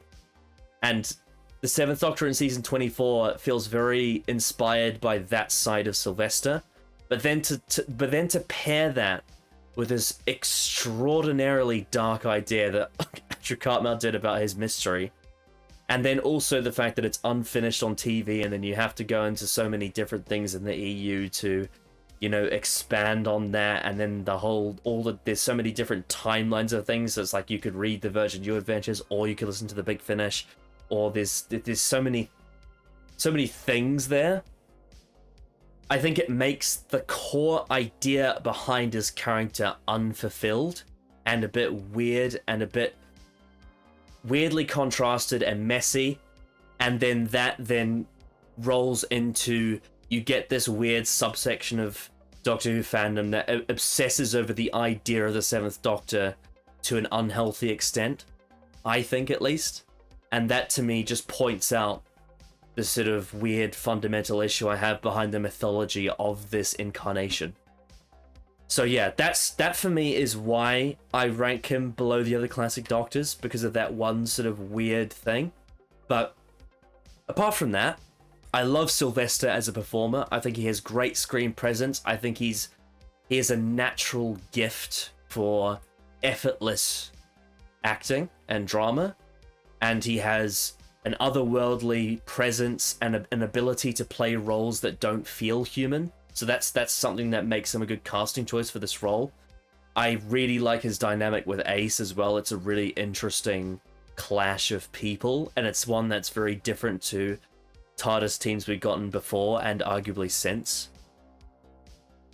And yeah, there is something really unique and distinct about this incarnation. And then once you get to Big Finish, they explore those things even further, and they go even deeper and deeper and deeper into the rabbit hole with him. And it peaks in, there's a Big Finish story called Master, where the Jeffrey Beavers Master has a pocket watch and plays John Smith, and the Seventh Doctor is his adversary. And it's, I believe in canon, it's supposed to be right before the TV movie. And that kind of, for me, represents the peak of executing this idea of this character. I love the sort of psychoanalysis, analyzing he does, and the sort of manipulation he does, but then also he has a fun side, he has an adventuring side, but it's a really good blend of things. I think my favorite thing about the Seventh Doctor is McCoy himself. I really like him, but just the sort of nerdy obsession behind him I find pretty annoying, and that's kind of the only real bugbear I have. It makes me like him less a bit, but I think when I like the Seventh Doctor the most is when I've removed all of the external factors and I'm just in the story, watching him or listening to him. Because I think when I let the actual actor carry the character himself in the way that he does, it's a lot more convincing than when you have to listen to fucking people try and explain what this character is in ways that go in directions that aren't really reflective of that. And it's just, yeah, that's... It is a bit of a weird thing to criticize because it's not really to do with the show, but there is things about the Seventh Doctor subconsciously that I've been noticing more problematic things about him because of this being drawn attention to. So yeah, I think there's a few things with this characterization that could have been better. One of them is the balance between the camp and the darkness, and the execution of that, and the other thing is the fact that maybe if the TV show hadn't been cancelled after season 26, we could have gone even further and tried to really, climax and conclude his, character's journey. But he's still great, though. I just have him at the bottom of the favorites, I guess you could say. Mm-hmm. So yeah, your number 10 is also McCoy, right? Yeah, I really like McCoy a lot. I think he's a really good performer and very good for, if the show ever wanted to dive into that more slapstick, I think he can perform well in that. I think, though, as an actual performer, he's very, very good. I think in a very serious manner, he can pull off, expertly. I think he's a great dialogue speaker, I would say. He's got quite a charm to him in that aspect. Just the campiness sometimes can be a bit strange at times. Like Silver Nemesis, I think at times is the only story I've seen him in that I'm just like, oh, that's not great. Because just in general, Silver Nemesis is pretty shit. Yeah, I really like him as a performer. And in the stories that are good, like Remembrance of the Daleks is a pretty good story. I wouldn't say it's like a fantastic. I think it's got quite a few issues here and there, but he's great in it. He is absolutely really good in it, and it shows that what the sort of ability of this Doctor can be, on a writing scale. But unfortunately, I would probably say there are a lot of Doctors that I think I'd probably prefer acting wise, and probably hit just slightly more higher peaks. I would say just slightly. And I guess if I see more of his stories that I would probably are deemed of high quality, maybe that will change, maybe he'll bump up a few places. But I would probably say that it's like a lesser extent of Colin where he does feel a bit underutilized at times, but he still breaks through a little bit more.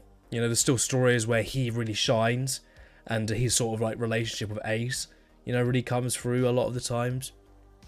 But yeah, for me, I really like McCoy a lot, but I feel like he, a bit like Colin, is a bit underutilized to probably the ability of the actor, I'd say. I think the way I'd assess him a bit is I think he's underrated by the mainstream, but he's overrated in the inner circle of fandom. That's kind of how I feel about the Seventh Doctor. Possibly. It's but almost he's still very good. There's almost like this equilibrium middle ground where I think he actually belongs between the two. Mm-hmm. Well, given that you snapped, I guess that means it's your number 9.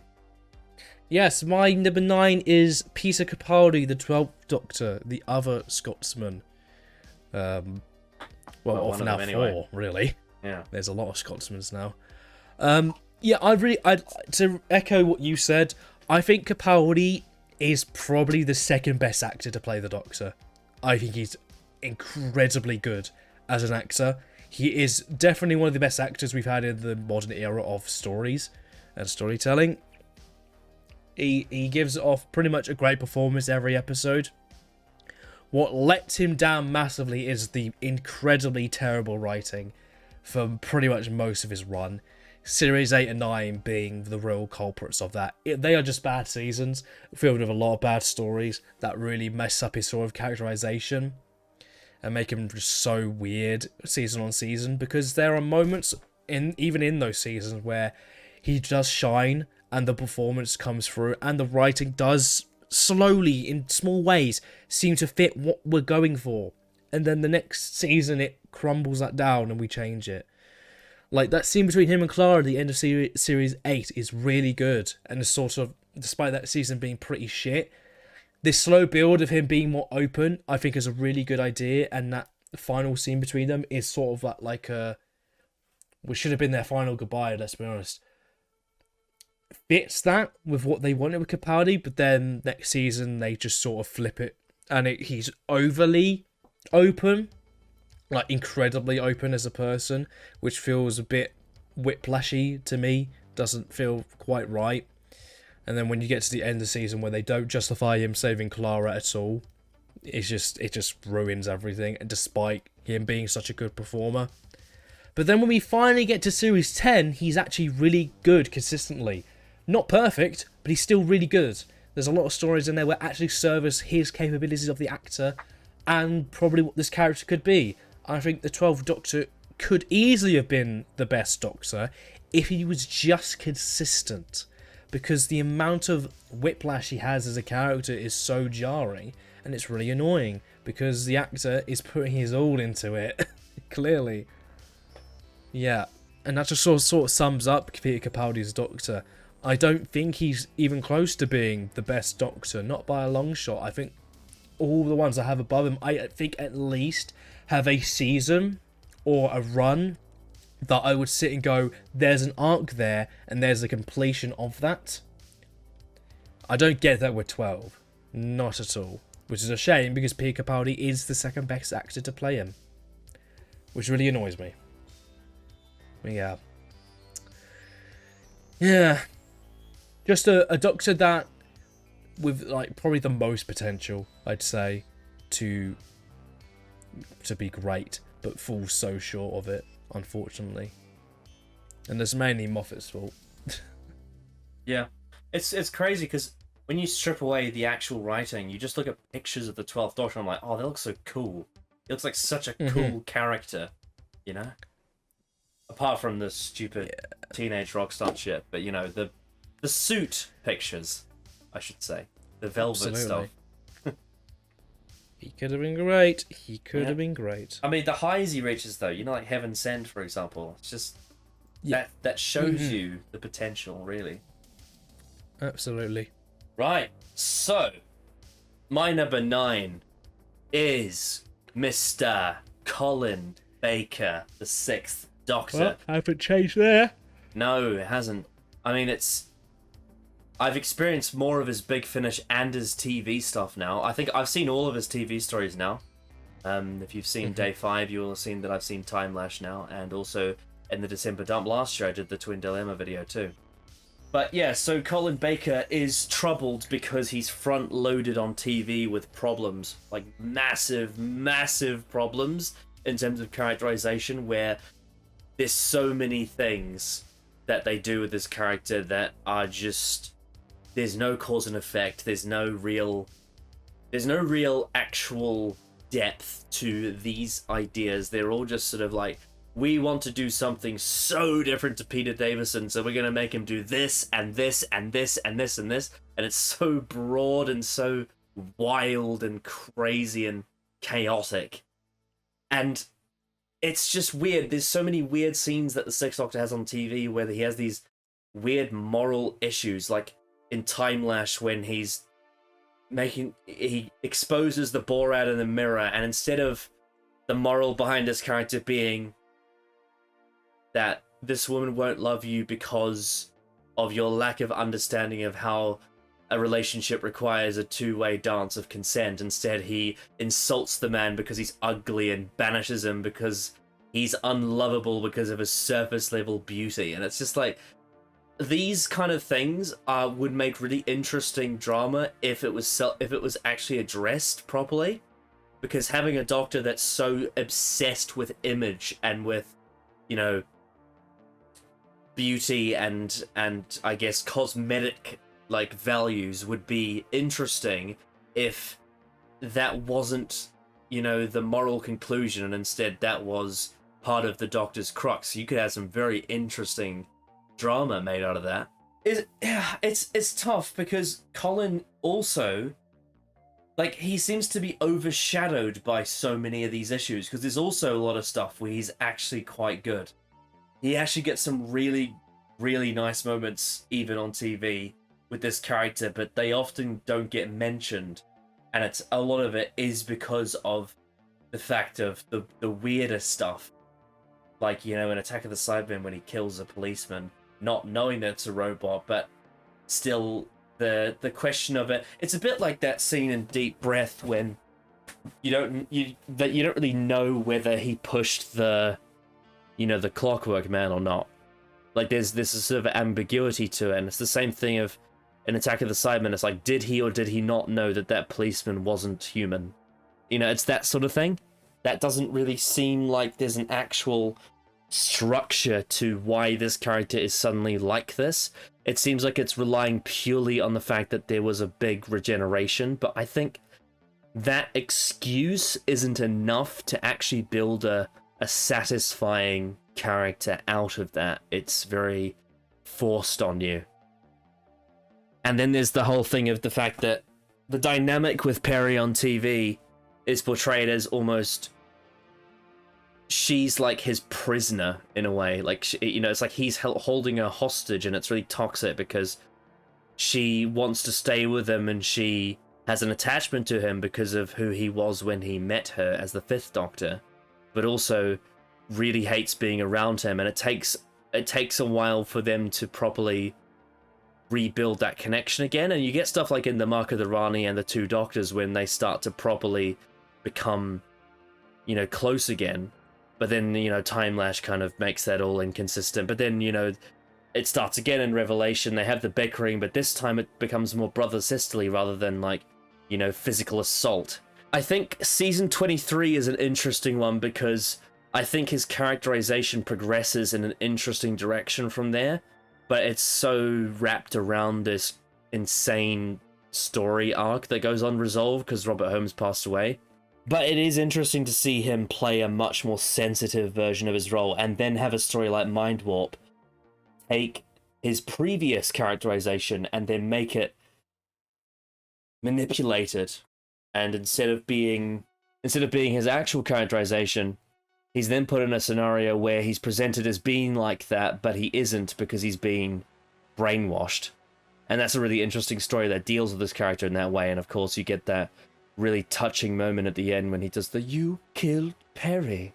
For me, why Colin ranks so highly is it's pretty obvious. It's Big Finish. He's so good on Big Finish, not just performance-wise, but characterization-wise. The stuff during the peak era of Big Finish with Colin Baker is some of my favorite Doctor Who, especially, obviously, the Robert Shearman stuff like Jubilee and the Holy Terror, some of my favorite Doctor Who stories. But characterization-wise, when they gave him Evelyn Smythe as a companion, it gave Colin Baker's Doctor his best run of characterization in the entire franchise, and they give him something that is on the level of pretty much any other Doctor, performance-wise, and the dynamic with that companion. That was such a perfect match for him.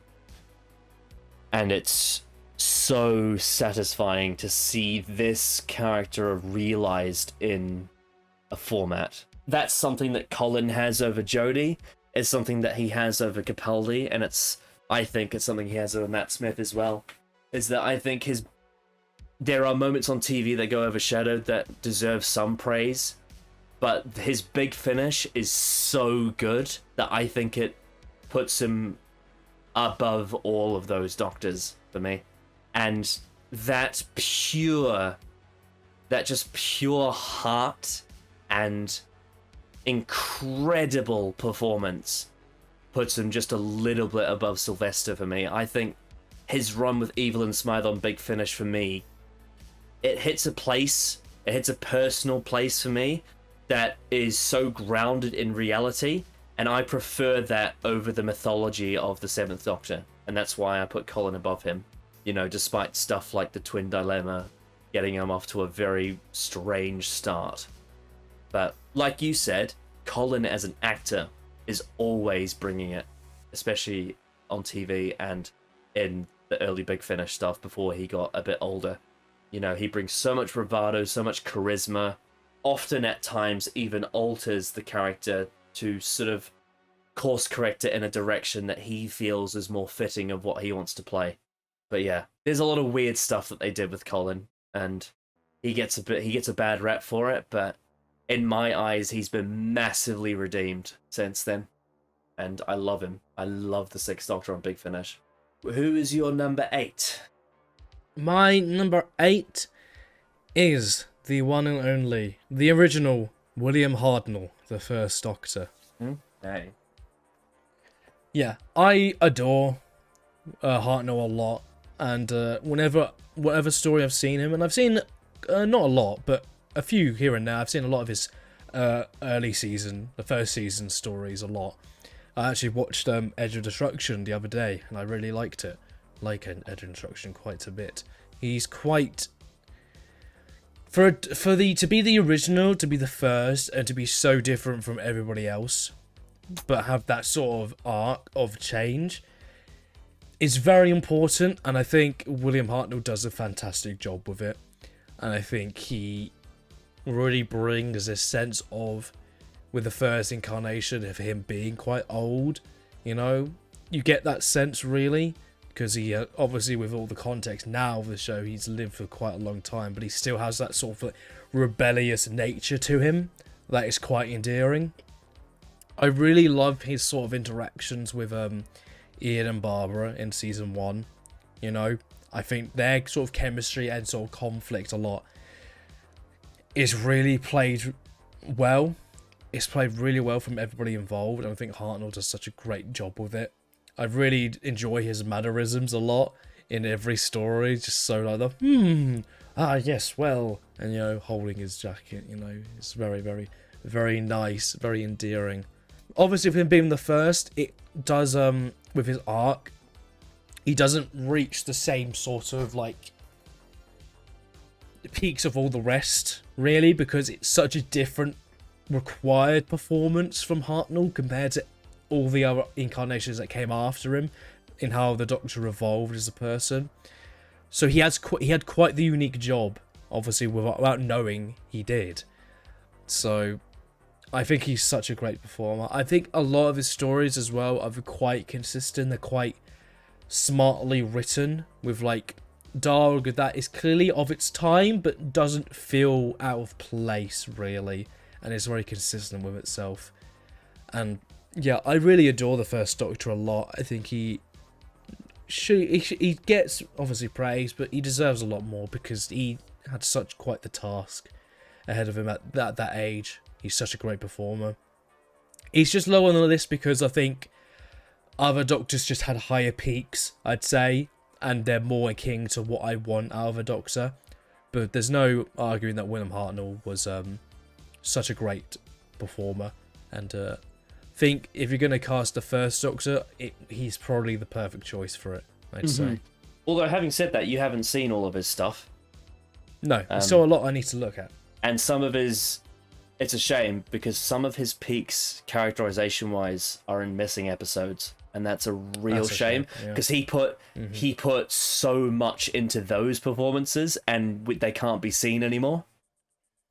And so it kind of cuts off a whole chapter of his characterization that has some of his best material, and we can't see it. And it's a real shame, because I really want to see it. My number 8, probably the biggest change that this list has had since the last time we did this video. My number 8 is the underrated Peter Davison, the 5th Doctor, who was last place when I last did this list, because obviously we didn't include Jodie. But since 2018, I've done 2 rewatches of his era. One that encapsulated a lot of his episodes, and then I did one that encapsulated all of his episodes. And listened to much of his Big Finish. And this Doctor is so underrated by a lot of the fandom. And underrated by me 4 years ago, and by Adam 4 years ago, given that we gave him the proverbial bland wording that seems to get thrown around a lot about him. But the more that time goes on, and the more that I sink my teeth into this character, the more that it becomes obvious. They're not only bland as an assessment of a very surface level value, but it's also, it doesn't acknowledge the purpose of the beige tone of this person and why that exists. Because the Fifth Doctor is, in every sense of the word, a reaction to the previous 4 incarnations. However, unlike Colin Baker, it's done really, really well, and it's done in a way that makes sense, is consistent, and gives you a gradual arc over 3 seasons where every episode feels like, for the most part, feels like it's naturally building on itself with each time that he appears. And I just absolutely love the way that they decided to have a young, affable Doctor out of his depth with naivety, who doesn't have the... Like I said when I was talking about Matt Smith, talking about how I mostly love the really charismatic, cool Doctors. Davison isn't like that, but what I love about him is that because of his affability, he isn't able to persuade people the same way that Hartnell, Troughton, Pertwee, and Tom could. And so he has to work so much harder to get shit done the way he needs to, just to, solve the issues he wants to solve. And not only does that make him sad, tragic, heartbroken, and often loses in situations, like an Earthshock, for example, but what it does is it makes him get really tetchy and pissed off because he feels like no one's really listening to him. And that, having a dynamic where you've got a kid who had a bad upbringing and isn't able to cooperate like Eirich, or having someone like Tegan Javanka who's constantly butting heads with him, constantly challenging his thoughts because of how forward-thinking, blunt, and confident she is in her own thoughts, and being overwhelmed by that. Or having to deal with someone like Turlough who's constantly thinking about, do I or do I not support this man? Do I go behind his back or do I stay on his side? There's so many things there that are testing the Fifth Doctor's patience, and gradually over seasons 19, 20, and 21, he transforms from this hopeful, optimistic, naive, young adventurer that wants to see the bright side of life and show these companions, what he really loves about the universe. And then eventually he becomes completely aware of how horrible everything is around him, and how he is being taken advantage of, and how he can't process the reality of the situation, and he has to adapt to that. And then eventually, by the time you get to season 21, he's become so bitter and so fed up that he reaches breaking points, like in Warriors of the Deep, like in Frontiers, like in Resurrection of the Daleks. And then, of course, that all culminates in the Caves of Androzani, which has some of the best character work for the Doctor the show's ever had, where Robert Holmes perfectly encapsulates everything that the Fifth Doctor is in a final episode to send him off in a way that is perfect for who this character is. And then, on Big Finish, Peter Davison adds even more gravitas to the role as he ages, and retroactively adds more sort of him appearing young but being experienced and having to deal with the fact that people don't respect him, but despite the fact of his passion and his drive. Yeah, I really, really love the Fifth Doctor a lot, and I think he goes overlooked by so many people, and I think this is a very clear example of people ignoring the existence of really well done long-term character writing in classic Doctor Who. The Fifth Doctor's great. He's so much better than Twitter will tell you. And he's so much better than I would have told you a few years ago. But Oh yeah, he used to be your bottom pick.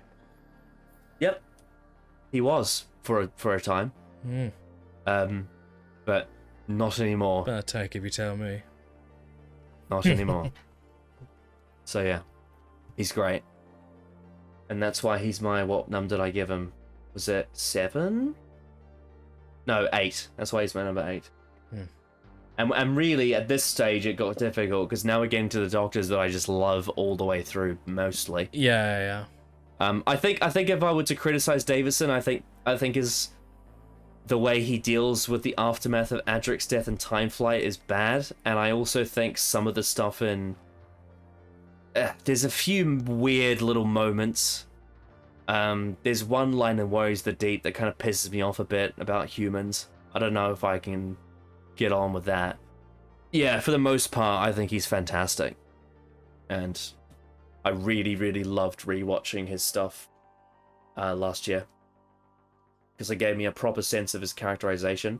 And also, he's also a Doctor that really benefits if you watch Classic Who like in order, because you see all of these previous ones build up to him, and then you see how he reacts after. Peter Davison, number 8. My number 7 is John Pertwee, the Third Doctor. Oh yes, John Pertwee. Oh yes. Yeah, he's very charismatic. He is from the very start, from spearheading from space. Is just he is incredible from start to finish. Such a unique, crazy aura to him, but also quite sophisticated. It's just so endearing to watch. Whenever I see him in any sort of story, he is sort of like, he almost acts as if he's the main event. You know, he has that sort of attitude, but in his performance that is quite amusing to watch. You know, the sort of way he speaks, it's just You could call it big dick energy.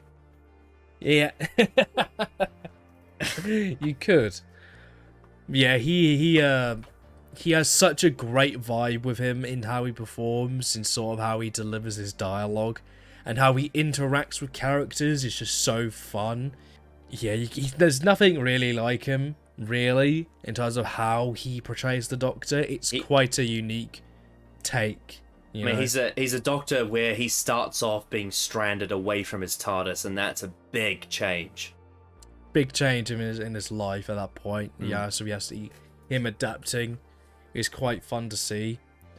Yeah, I thoroughly enjoy his Doctor, and there's still a lot more that I need to watch of his seasons, because there's a lot. I know there's a lot, but whenever I do see him, I thoroughly enjoy him from any scene he's in. He is quite the presence, always, like I said, acting like he's the main event, but it suits his Doctor to a T, honestly. And yeah, I think it's such a great casting choice for that particular idea of what they wanted from the Doctor.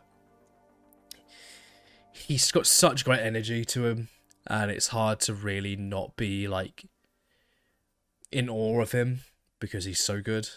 Yeah, John Pertwee's a lovely, lovely Doctor. Yeah, so good he is. He's so good. I love the Third Doctor, and I can't wait to watch more of his stories, because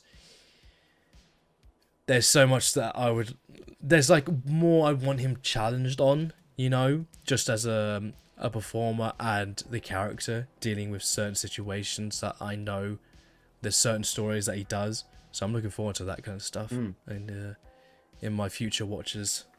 There's a reason why when I start people on Classic Who, I sometimes feel very comfortable starting with John Pertwee. That's what I did with Zod. I think because he's just so instantly charismatic. Yeah, from the word go, really. My number 7 is Paul McGann, the 8th Doctor. I think my and your experience of him will be vastly different, because I've actually listened to a lot of his Big Finish. I've listened to all of the Charlie Pollard era, and I've listened to half of the Lucy Miller era, and he is so good in almost all of it. I love how they start him out, you know, basically where he was in the TV movie. He is this charming romantic adventurer, very inspired by the Victorian age, and he has that sort of sophisticated eloquence to him, the way he speaks. It's why when he regenerates in The Night of the Doctor that he says, you know, physician, heal thyself, because it ties all the way back to how his character was conceived in the TV movie. And whilst the TV movie is a bad story, he is the best thing about it, and I really like the Eighth Doctor in it. But it gets better in Big Finish because they actually do proper Doctor Who characterization there.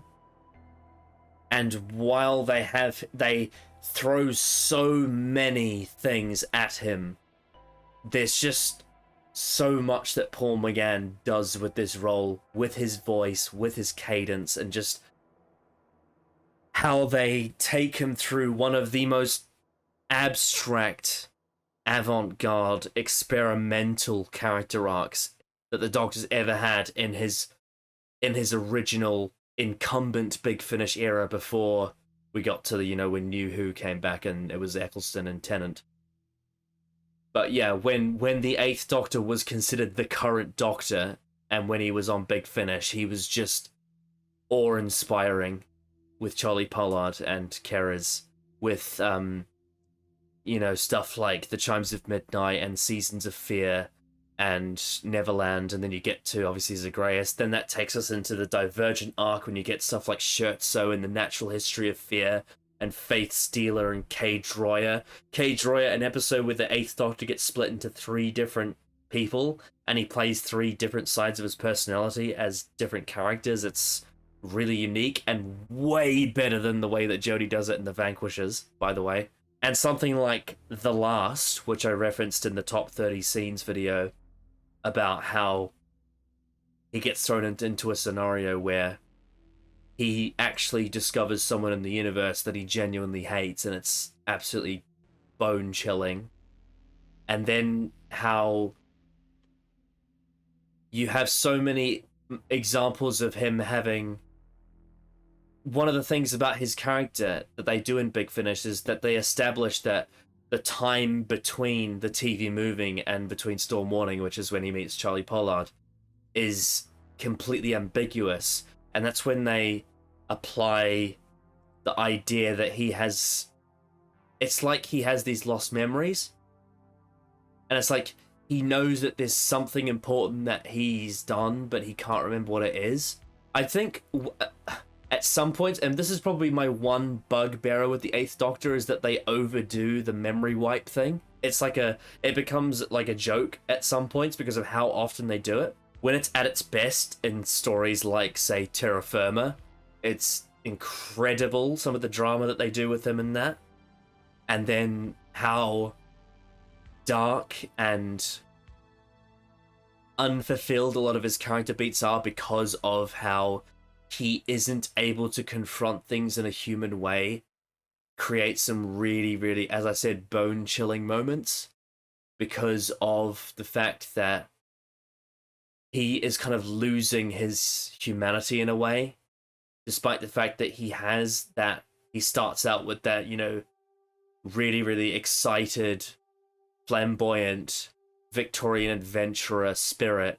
Over the course of his run with Charlie Pollard, he loses that spirit and he becomes almost like a walking soul that loses a lot of his, I guess, warmth, and becomes a lot more psycho and analyzing in a way, in terms of the way he views situations, especially because of how the stakes of the storytelling force him into really extreme scenarios where it basically shoves a brick wall against his character to the point where he has to change and adapt with the situations he's in, and that kind of fractures his relationships. And then of course you get stuff like with Lucy Miller, how after all the experiences he's been through, he meets someone from modern day Earth that's so different to him, and it creates that weird contrast And of course, I haven't got to any of the, the Black Jacket era post stuff yet, and I've heard that that stuff's not as strong as his early stuff.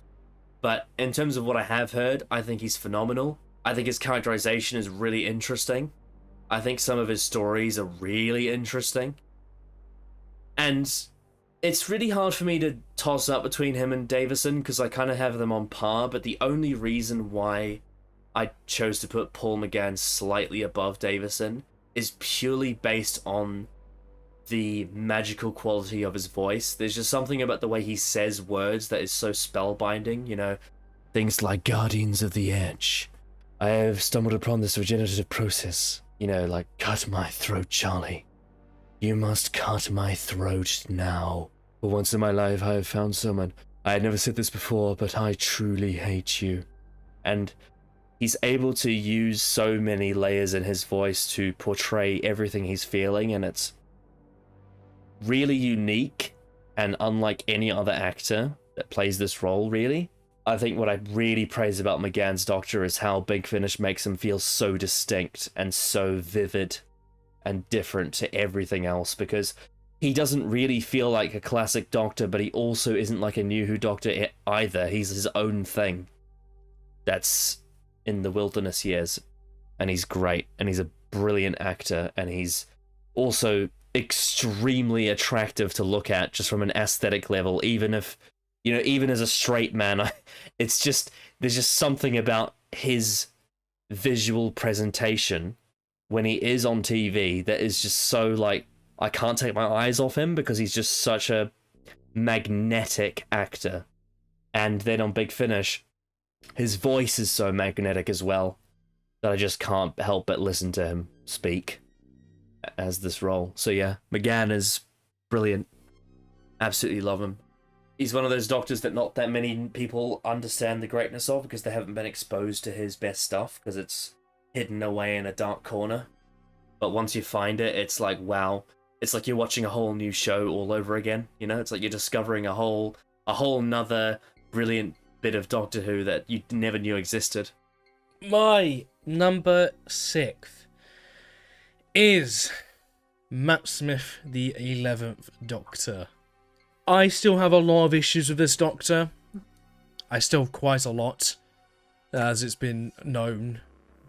However, I still really enjoy Matt Smith as a performer.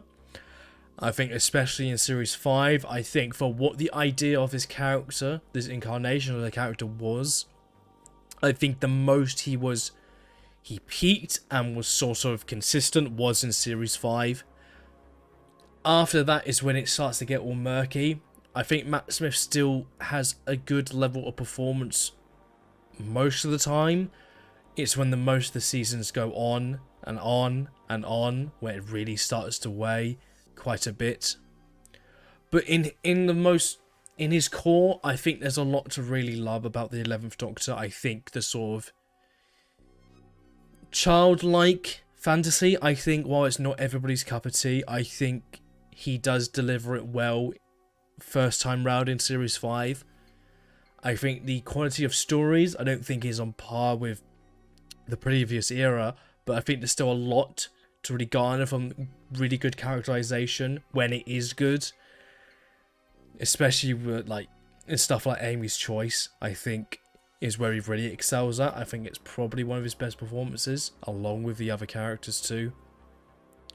I think that with Smith, I think they're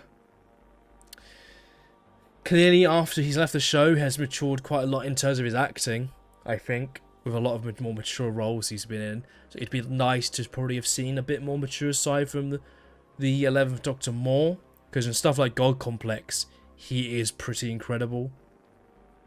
Yeah, sort of like seriousness and sort of like drop down of a sort of facade can be quite engaging, I think, with Smith.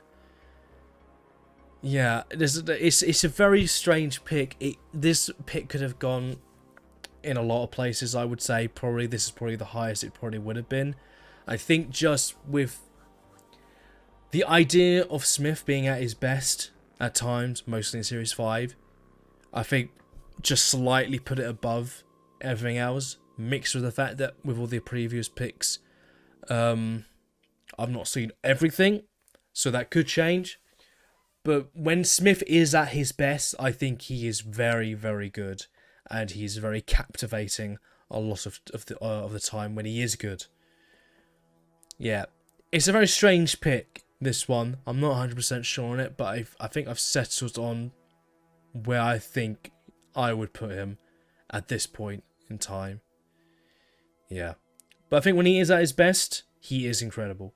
Mainly in Series 5, he is very good at, long speed. Like in Rings of Agaten, that scene. He is bloody incredible there. He knows how to, when the writing suits it, display the oldness of the Doctor, mixed in with his young presence. Yeah, I think he does that very well. But when it's bad, with Series 7 with Clara, it's hard to justify him being this high up the list sometimes. But at the moment, I'm happy with where he is. This is probably the most dilemma I have with a pick, I think, on this list, I would say. But yeah, with Smith, I really enjoy his performance when he is good, and the writing does serve his abilities as an actor. The last time I watched a Smith episode was yesterday, and it was Cold War, and I'm not in a good mood with him at the moment because of that. Why would you pick such a shit episode? I didn't choose it. It was given to me. Oh. You listen to me, Skaldak. I am a Time Lord. I'm a Time Lord. Dear. Silly Moffat. Silly Mark Gatiss. Silly. My number 6 is John Pertwee, the Third Doctor. And like you said, very unique because he's been thrown into a scenario at first on Earth with his TARDIS out of commission after the trial. This is just the perfect way to do a Doctor in this scenario because he is having to deal with so much shit now that he's lost the power to travel. And so now he has to invest himself in the location he's in, which is Earth. He has to invest himself in the world of Earth, in the people of Earth, in the politics of Earth, in the military of Earth, in the economics of Earth, and then, of course, all of the alien invasions and the parallel universes and the indigenous species, and, of course, the Master, most of all, which I think really showcases Pertwee at some of his best, is his dynamic with Roger Delgado and how they mirror each other. And it's just some of the most memorable, brilliant chemistry between two characters in the show. But Pertwee himself, there's so much to his character there because on the surface he is this commanding Chad of a man with big dick energy, and like you said, he acts like he's the main event. He is so dismissive of people, and he's a charming asshole, especially in season 7. And the way that he butts heads with the Brigadier is just so... It's not only funny, but it also ties into stories really well when shit gets serious. Because at first, him butting heads with the Brigadier, like in something like Spearhead from Space, is quite charming because they have differences of personality despite the fact that they are on the same side. But once it hits the fan, like when the Brigadier genocides Silurians, it becomes a lot more serious, and it becomes more of our ideological differences actually create results whether or not people live or die, as opposed to just joking around.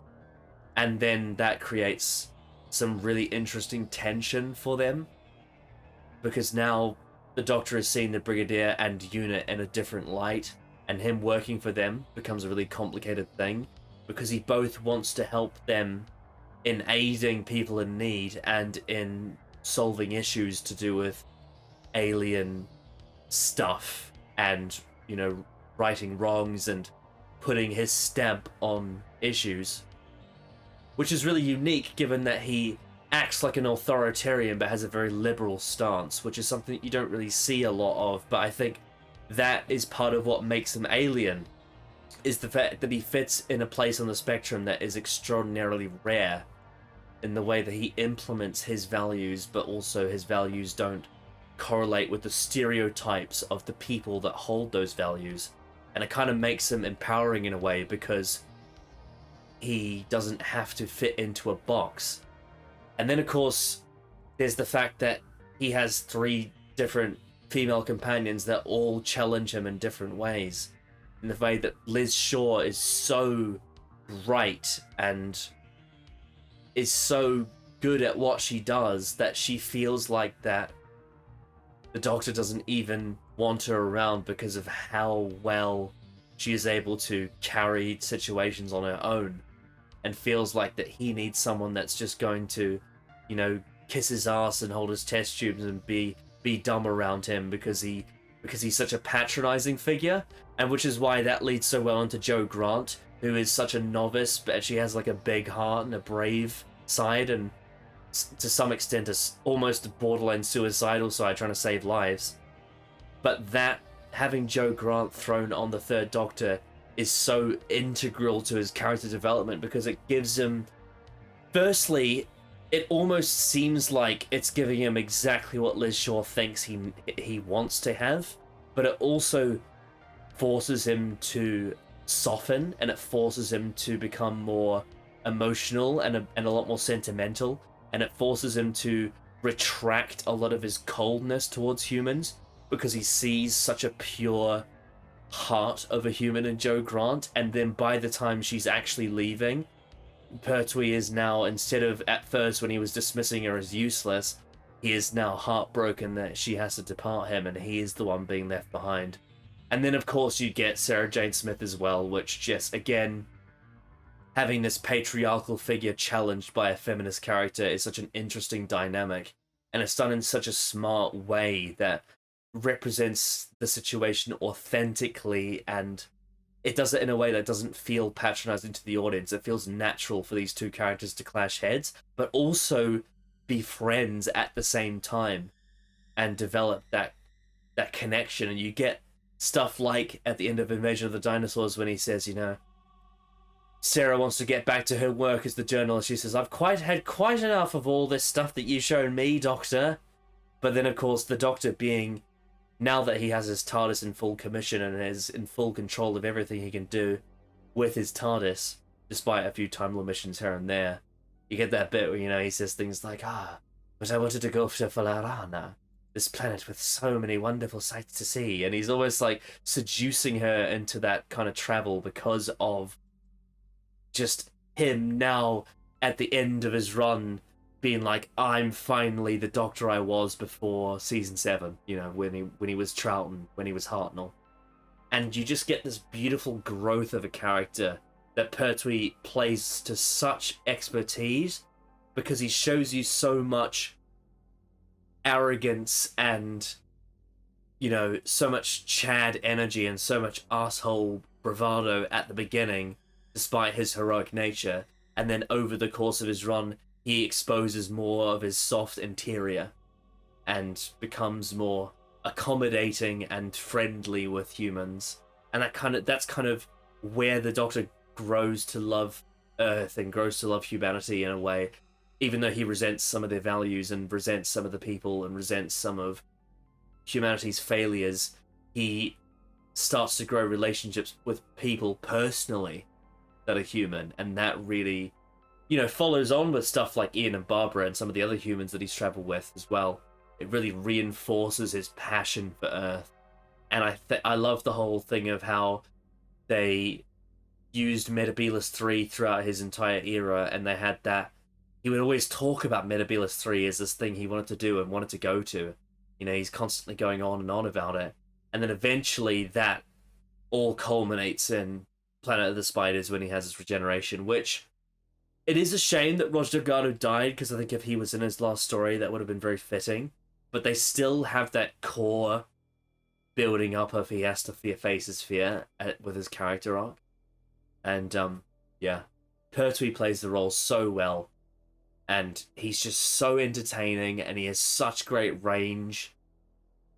And his stories are so consistently good. and like the politics in his era is so intelligent and in depth and nuanced, and it explores such a range, especially for its time in the early 70s. I just think the Third Doctor presents contrast, but he presents it in a way that is so fitting and so interesting, of a balance of so many different things that shouldn't fit together, and yet somehow they do. So yeah, I love the Third Doctor so much. I love his era, I love his companions, but most of all, I love John Pertwee. And it only takes seeing one of the closing scenes of Planet of the Daleks to see the kind of Doctor he really is, when he says, when you go back to your home planet, don't celebrate this war like it was, like it was some kind of fun game. Tell your people about who will not be returning, who died fighting the Daleks, and to save them from any further misery. That kind of sentiment is so part of the Doctor's core, and Pertwee really encapsulates a lot of that. He's fantastic. Who is your number 5? My number 5 is the incredible 4th Doctor, Tom Baker. Oh, yes. Yeah, obviously the most iconic from Classic Who, and there's a good reason for it. Having now watched all of season 13 or 12, was it? 12, I think. Yeah, 12. He is quite the actor and quite the performer. This sort of range of being quite the most alien, but also the most... I don't really have a word to describe him. But he's just so charismatic, really. That's just the way to describe him. He is just so on point in every scene he's in, from what I've seen. I think his performances in something like Genesis of the Daleks is so bloody good from start to finish. This sort of... Despite everything around him still trying to be upbeat, but when it's faced with the ultimate decision, the conflict he faces is quite interesting from the character's perspective, and he pulls it off so well. Utterly adore his performance in Genesis. And just in every other episode he's in, he's just so up for it that I've seen. Obviously, I know with his later stuff there was a bit of iffy stuff going on, but he is still quite the performer, and this aura of charisma just oozes out of him every time he's on screen. And his sort of wordplay, his like physical nature, he's always the person of a scene you'll remember, clearly, because he always brings that energy to every scene he's in. And I look forward to seeing more of his other stuff in future seasons when I get to it. Yeah, you got so much more to get into with him. I've got a lot. He's got a lot. He's got a lot. He's got a lot of stuff to get through.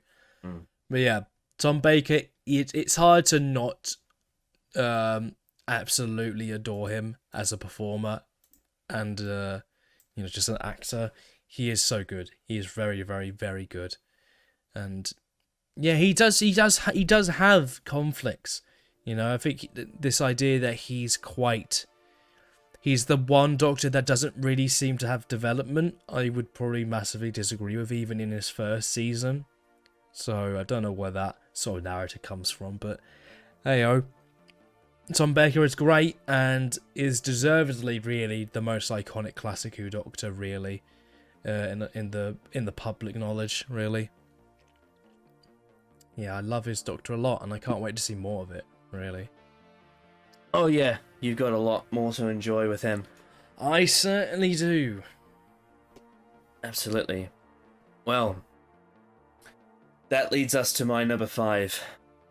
William Hartnell, the First Doctor. So, yeah, is the way in which that they take this mysterious character on this 3 and a bit season journey is really impressive in the early 1960s of BBC television.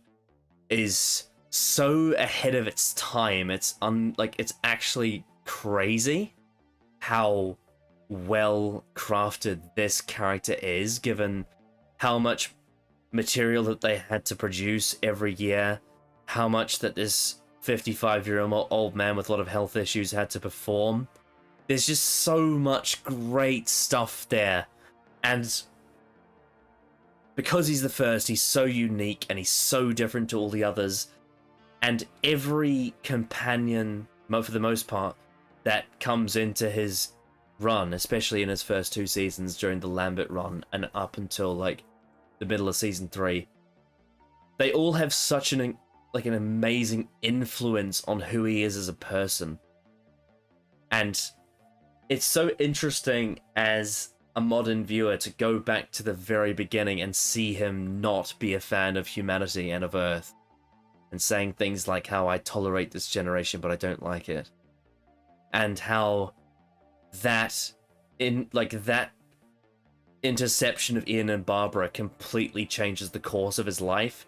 In hindsight, just gets so much more great to watch, because you just see how much with each time the show evolves and it grows, it just makes that inciting incident even more powerful in hindsight.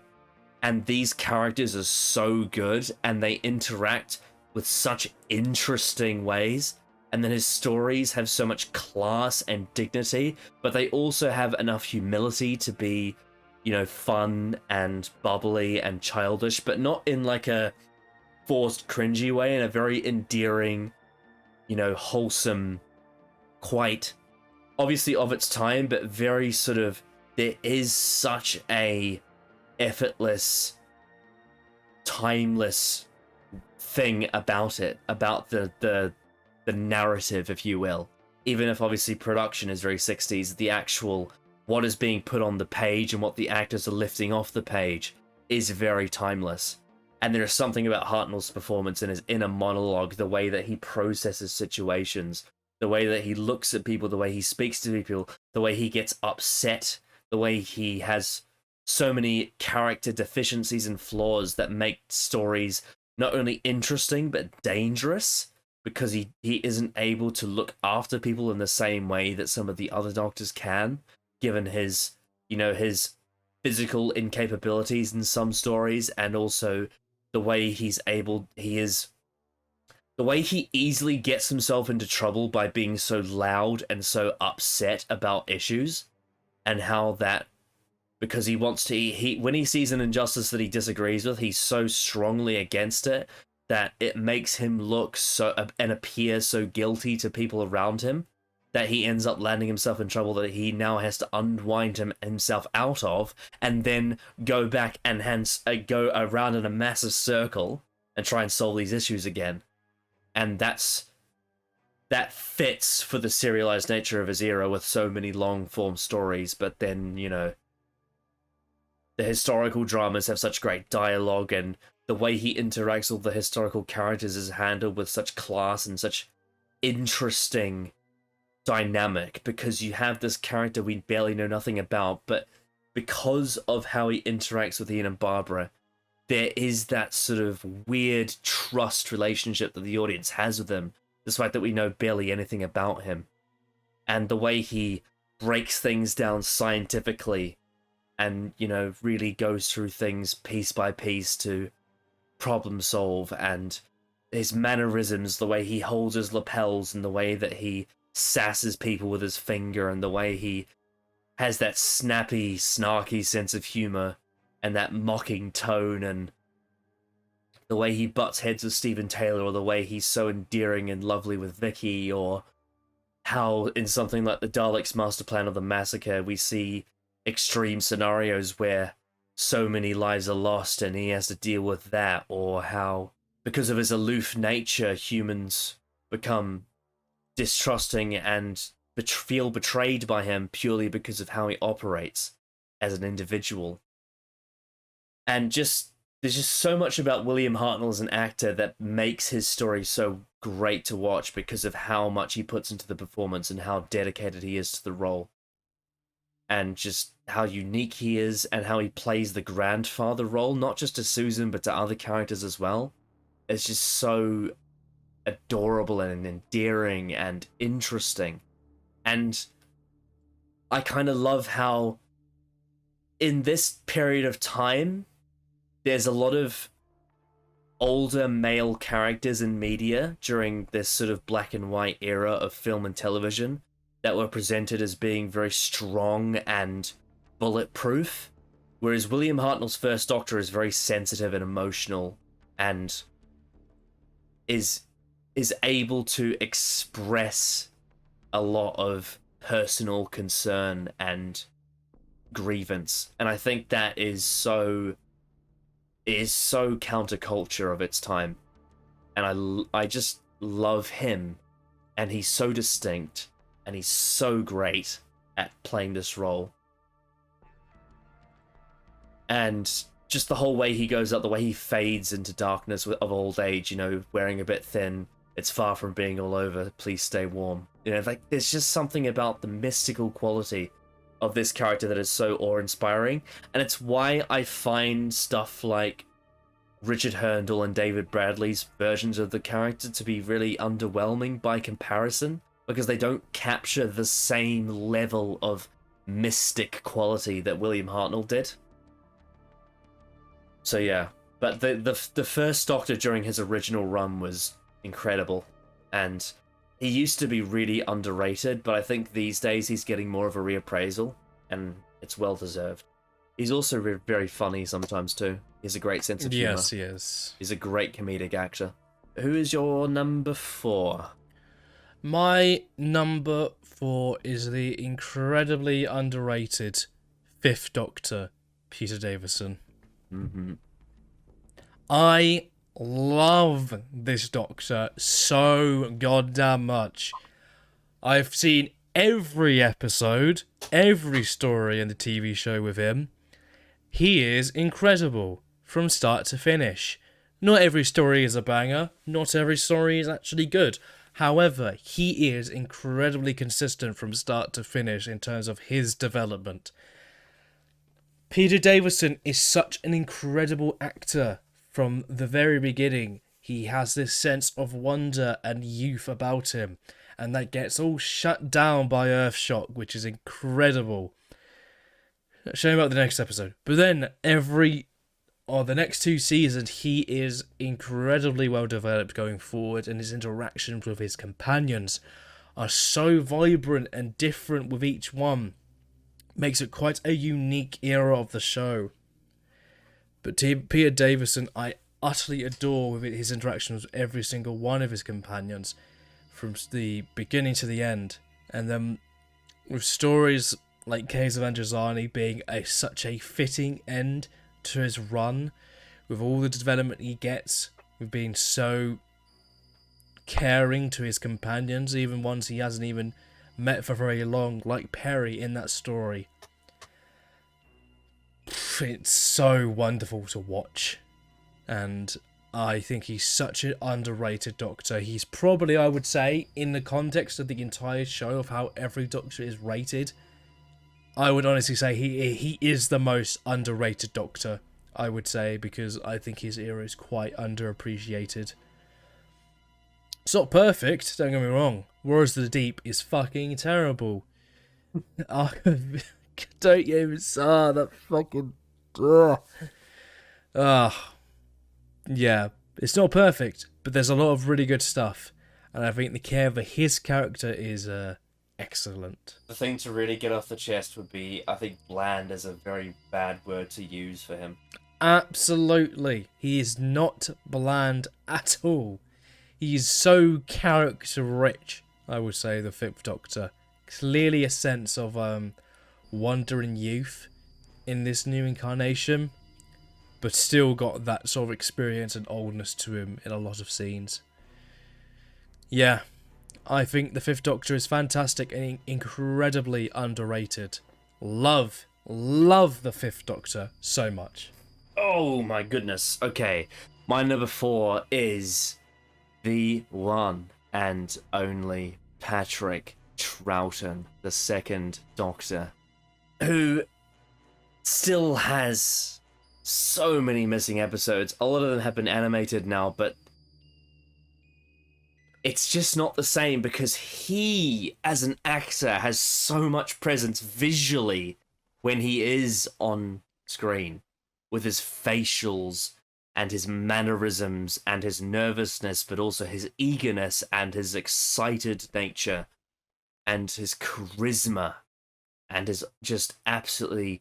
I talked about mystic quality with Hartnell, but it's the same with Troughton. He just has so much enigmatic, spellbinding charisma that just draws you to the screen like a massive magnet. And in terms of his characterization, the way that they establish him being the total opposite of Hartnell is done perfectly in The Power of the Daleks. And just how... I talked about how Hartnell gets easily upset and sensitive and lands himself in deep shit because of it. Troughton learns from that experience. He is able to retain information about suspicious activity and plant it on people when it becomes convenient and when he knows he has the upper hand, and stays quieter and more in the background so that he can manipulate situations in his favor. It's so interesting to see this character operate. But then he also has a really fun-loving, adventurous side as well. And he's able to just lavish in scenery and in people and in wanting to explore and have a great time, but then because he ends up landing in so many situations of deep terror, he not only has to deal with so much stress, but also there's situations where he ends up being tempted by a lot of things that would advance him intellectually, and often at times tested in situations where it would be questionable whether or not that would be great. And that adds to the mystery of the Doctor character, because he often tries to hide this from his companions and tries to not have them notice that he does these little things, which shows that even though he really respects them and loves having them as friends, there's still a side of this character that he just doesn't want to tell them about. And that all culminates in the War Games when he reveals, I am a Time Lord and these are my people, and this situation has gotten so out of hand that they need to intervene. And of course, that ends up with him being put on trial, losing his companions, losing access to his TARDIS, and being forced to regenerate. And it's such a perfect ending for this incarnation. But on the whole, Troughton has so many incredible stories. He has so much great characterization. The way he interacts with his companions, especially with Jamie, Victoria, and Zoe, is so good. And also with stuff like the Macra Terror with Ben, or like the Highlanders with Polly. There's so much good stuff in there with that. And it's just so effortless because Patrick Troughton is one of the best actors to play this role. He's just so charismatic, so impactful on screen, does so much with the screen time he has. And he can do so many different things with his facial expressions. And when we talked about, when we reviewed Arcane, we talked about how the animation is able to capture so many complicated facial expressions with these characters. It's like Patrick Troughton can do that, but he can do that with his actual face in real life. And he'll give someone a look, and I can tell you like a whole bullet point list of things that look means. And it's just, there's so much depth to everything he does as a performer with his characterization. And he's just magnetic and just incredible at playing the Doctor and establishing so many things about this character that so many incarnations after him would follow and base themselves on, because he really set the template for this character going forward. And he just perfected everything about it, and incredible, just everything. He's just incredible. Absolutely unbelievable at playing this role. So yeah, that's why Troughton's my number 4. Who is your number 3? My number 3 is the wonderful second Doctor, Patrick Troughton. Mm-hmm. Yeah, he just has an aura that you just can't help but love whenever he's on screen. And this sort of like passionate, wonderful traveller, you know, encapsulated in this wonderful performance by Troughton. He's just so fun to watch any episode. A bit like with Tom Baker, he is the standout in any scene, really. He's so wonderful to watch. And his interaction with the companions is always lovely and so wholesome. He's that sort of like wholesome granddad that you just love, you know, who just like, he's so energetic and zany, but so endearing. I can't help but like just feel so attached to his performance and character whenever he's on screen. And in stuff like Enemy of the World, where it requires the actor to portray two characters but who look exactly the same, just makes it all the more impressive for me with how great of an actor Troughton actually is. Yeah, I absolutely love anything he's in, really. I can't wait to see more of his stuff, because there's so much of his stuff that I need to watch. But I just feel so good whenever I watch him, because he's just so wonderful to watch. And he has such a great presence about him, a great wondrous traveller presence, that it's the incarnation that set the tone, really, for all future Doctors, really, of what sort of like the idea of how he's developed as a person post Hartnell. And I can't help but really just enjoy him, really. And I'm really looking forward to seeing more of his stuff, despite, you know, a lot of stuff being missing, unfortunately. But yeah, he is wonderful. He really is. He's a wonderful, wonderful character and actor, and I really adore Patrick Troughton. Right, top 3 for me. Okay, this might come as a surprise to some people. My number 3 is Christopher Eccleston, the Ninth Doctor. My. Yes. There's reasons for why he has gone down and why another one has gone up. I'll get to the latter, after. But, obviously, he is fantastic. Christopher Eccleston is fantastic. His character arc is fantastic.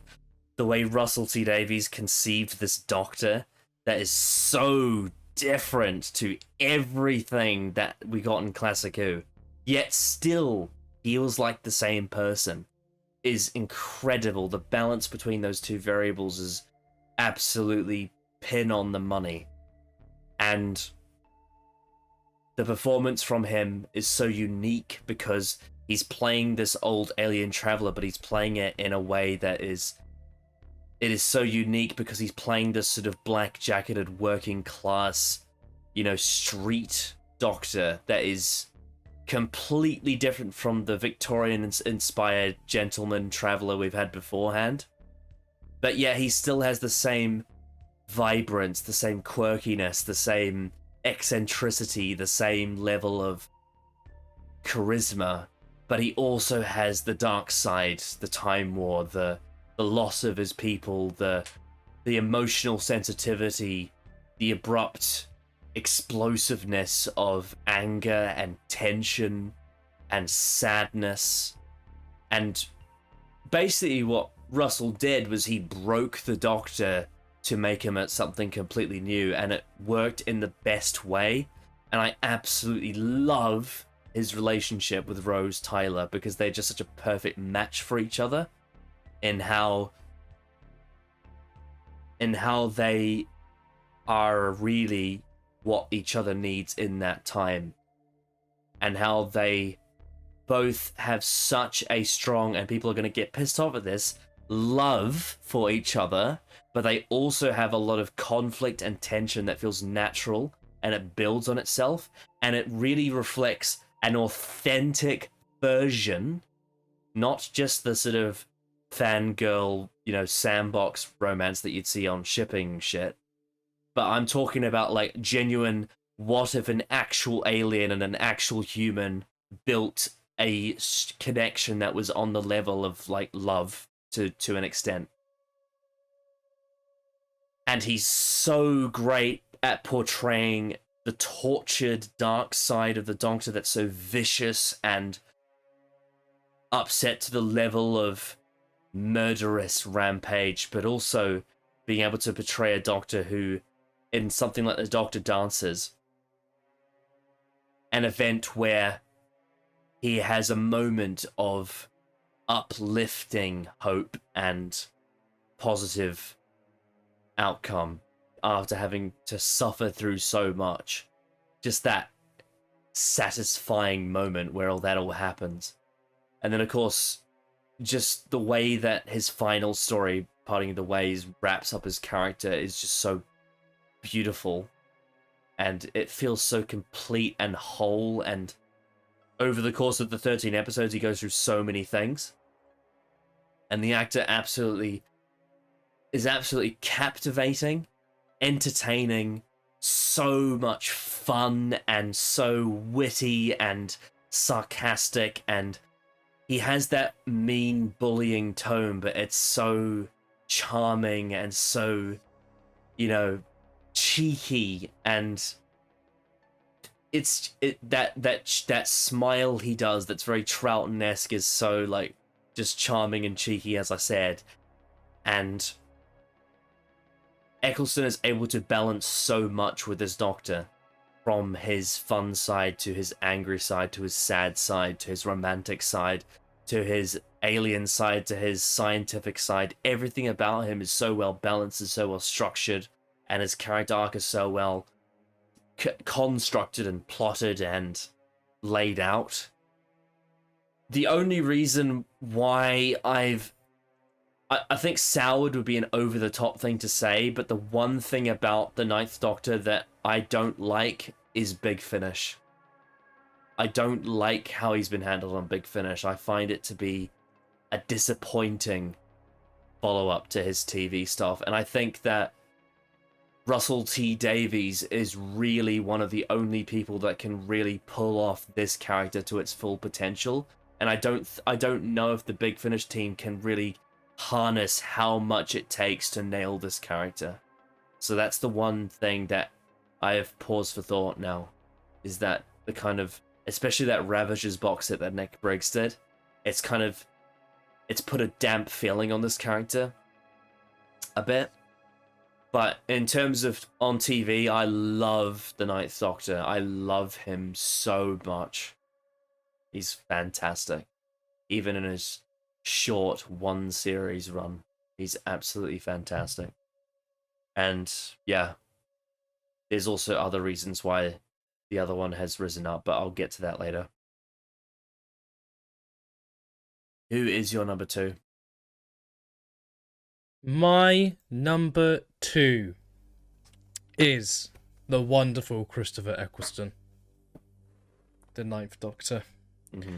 So just sort of echo you, yeah, I think Russell did such a great casting job with this and wrote a character that perfectly suited Eccleston to a T. And yeah, I think him only being a Doctor that had one season, I feel like is the perfect happy accident, really, I'd say. Because that first season encapsulates everything you kind of need as a viewer of the show. And I think Eccleston is that sort of Doctor that perfectly suits that. I think he brings such great gravitas and performance and sort of like heaviness to his performance too. A lot of the time in Dalek, I think he sort of embodies that.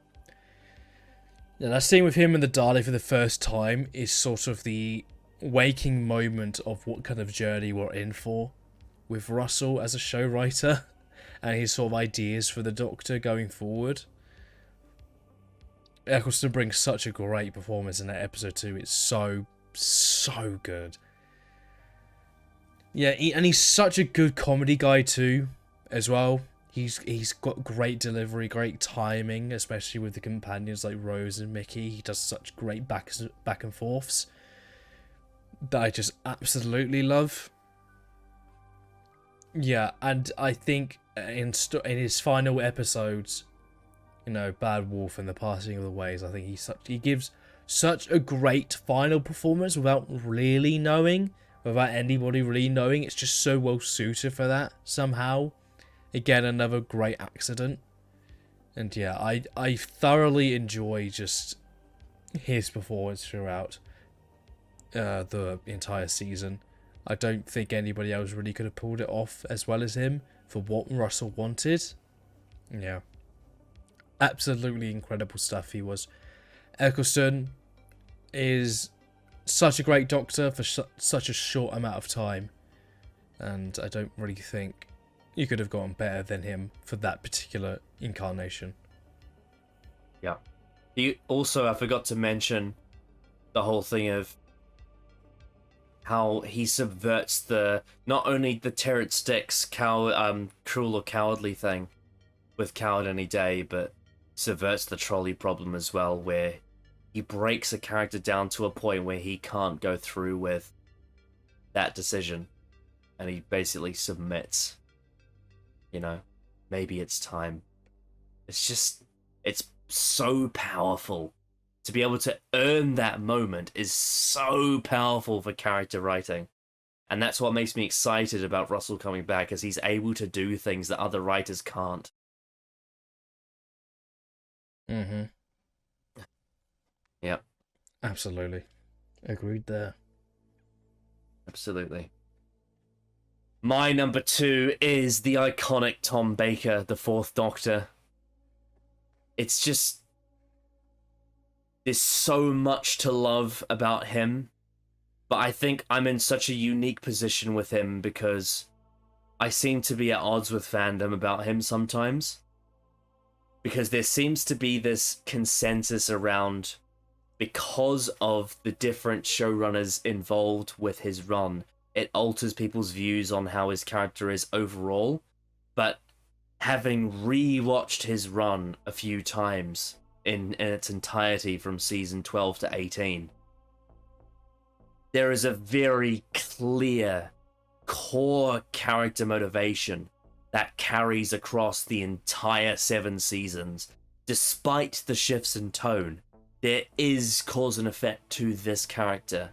There is the fact of, this is him now that he's regenerated out of Pertwee into Tom Baker. He now says, and this is something he establishes in Robot, in his first story, all he wants to do is get out of there. He wants to escape. He wants to have a holiday. Things like how Sarah says to him, "You can't just leave us here, the Brigadier. He needs you. It's important." He's like, "Can't I? Goodbye." Which very clearly... Absolutely. Like, on the surface, someone might think, like, oh, that's real quirky and funny and crazy of him, but it's character motivated. He wants to get out of there. He's sick of that responsibility of being stuck in this, this exile that he was given. He no longer has to abide by. And so he's just trying to get out, and he still has the Time Lords kind of overshadowing him and under his control. And also Unit as well, and the entire motivation of his character brims on escaping that responsibility. And I love how shifting from Pertwee to Baker also completely changes his dynamic with Sarah Jane Smith as well. How it stops being so professional and so aristocratic and now becomes, "Oh, come on, Sarah, give up that journalism and come have a holiday with me," And as obviously they go and they have season 12 with Harry Sullivan, which is great, but you see him tested in stuff like Genesis of the Daleks, which is one of the best moral dilemmas the show's ever had, paying off a 12-season run of what the Daleks are and who they are with the Davros reveal, but then also setting up so much of the future of the show. Obviously, Russell T Davies capitalizing on that with the Time War, but that dilemma of, do I have the right, putting him absolutely under that pressure. But then when Unit and Harry Sullivan get absolutely shaved away out of that dynamic, and you get the Fourth Doctor and Sarah Jane by themselves, the one-on-one connection they have in their own private space is so powerful, and it's so just, you can just feel it through the screen because it's been so well developed, and the actors just have such great chemistry because it's the perfect blend of Elizabeth Sladen's human warmth and Tom Baker's absolutely batshit insane alien personality that just is perfectly fit for this character. And to have him constantly go through so many things of trying to strip away all of his responsibilities from UNIT, from the Time Lords, having to confront Gallifrey and the Deadly Assassin, and after having lost Sarah away from him in the Hand of Fear when she had to go home, or in how he grows an attachment to Sarah, and when in the Seeds of Doom he feels like she's in danger, you can see the distraught on his face, the dramatic weight of this character, and the performance from Baker, and how when Leela becomes his companion, he's now faced with someone who doesn't understand the things that humans do, and she feels like a fish out of water, because not because she's stupid, but because her society has such a different understanding of life, and it creates a situation where you have two aliens in a show traveling around. When you get to something like the Talons of Wang Chiang, he, as an alien, knows more about Earth than his companion, and it creates a really unique dynamic. And there's just so many witty lines like that are just so memorable and quotable and iconic. And whether that be comedic lines or dramatic lines, and how over the course of his run, coinciding with the shift from Philip Hinchcliffe to Graham Williams, once he is sort of shaken off a lot of that angst and that sort of brooding unsettlement of anger towards his life, he starts to grow and to become fun-loving and tongue-in-cheek and lacking to care about the world around him and the universe around him, and just wanting to have fun. Which is why when he gets settled down with something like the Key to Time from the White Guardian, he's just so unbothered with it, despite the fact that Romana wants to solve this issue, you know, almost like she's viewing it from a professional point of view, but he's viewing it as like an aggravating nuisance in his way of his holiday. And the way that all culminates in the Armageddon Factor, where he explains the pointlessness of ultimate power, why this quest to assemble pieces of power for some greater hive mind is just so antithetical to his worldview, and how he is able to get himself that randomizer so he can have that holiday. And obviously you get season 17 with him and Lala Ward's Romana, where, you know, obviously they have romantic chemistry in real life, so, and that bleeds onto screen, and stuff like City of Death, when it's just Douglas Adams doing iconic comedic line after iconic comedic line, and Tom Baker is just able to deliver it with such ease and such effortless charm and charisma and screen presence, and he's just so funny in so many ways. He is so funny in the way that he controls this character. And then when you get to season 18 with Jonathan Turner and Chris Bidmead, all of that, him finally getting that holiday, not giving a shit about his responsibility, and finally shaking off all that angst and becoming fun-loving adventurer and indulging in doing whatever he wants, that comes at a price, because the universe fills with entropy and chaos because it hasn't restored order. The weight of that goes on his shoulders. He can feel it collapsing before his eyes, and it tears him down. And yes, backstage, Tom Baker was very ill, very upset, you know, but like you said with Chris Eccleston with Series 1, it's like a happy accident, because him being gaunt and him looking so ill and so down on the role, it fits so well with his characterization by the time it reaches season 18, because that's exactly the way he's written, in that this holiday has gone on for so long that now he's having to pay the price for it, and it's tearing him apart. And by the time you get to Legopolis and he sees the Watcher and he knows that he's going to die, and it gives him the choice of, do I save the universe knowing I'm going to die? And the fact that the most iconic classic Doctor that did 7 seasons, goes out saving the entire universe, I think it is pretty fitting. And just, again, the final line, you know, it's the end, but the moment has been prepared for. You know, there's just so much beautiful journey across seasons 12 to 17 with this character, with all of his different phases and all the showrunners and all the writers. Tom Baker himself remains consistent with that core value of him wanting to escape and having that holiday, finally getting there and then having to pay the price for it, and ultimately finally taking that responsibility and sacrificing his own incarnation for the care of others and to save this universe that he has enjoyed for so many years. And of course that then leads on to Peter Davison, and that's a whole nother story that we've already talked about. It's just, Tom is so iconic, and every time I rewatch his era, I think the more overlooked his actual character is. Because I know that lots of people love the Fourth Doctor because he's fun and enjoyable and entertaining, and he's charismatic, and his stories are really good. A lot of his stories are really well written, especially like the Robert Holmes stuff.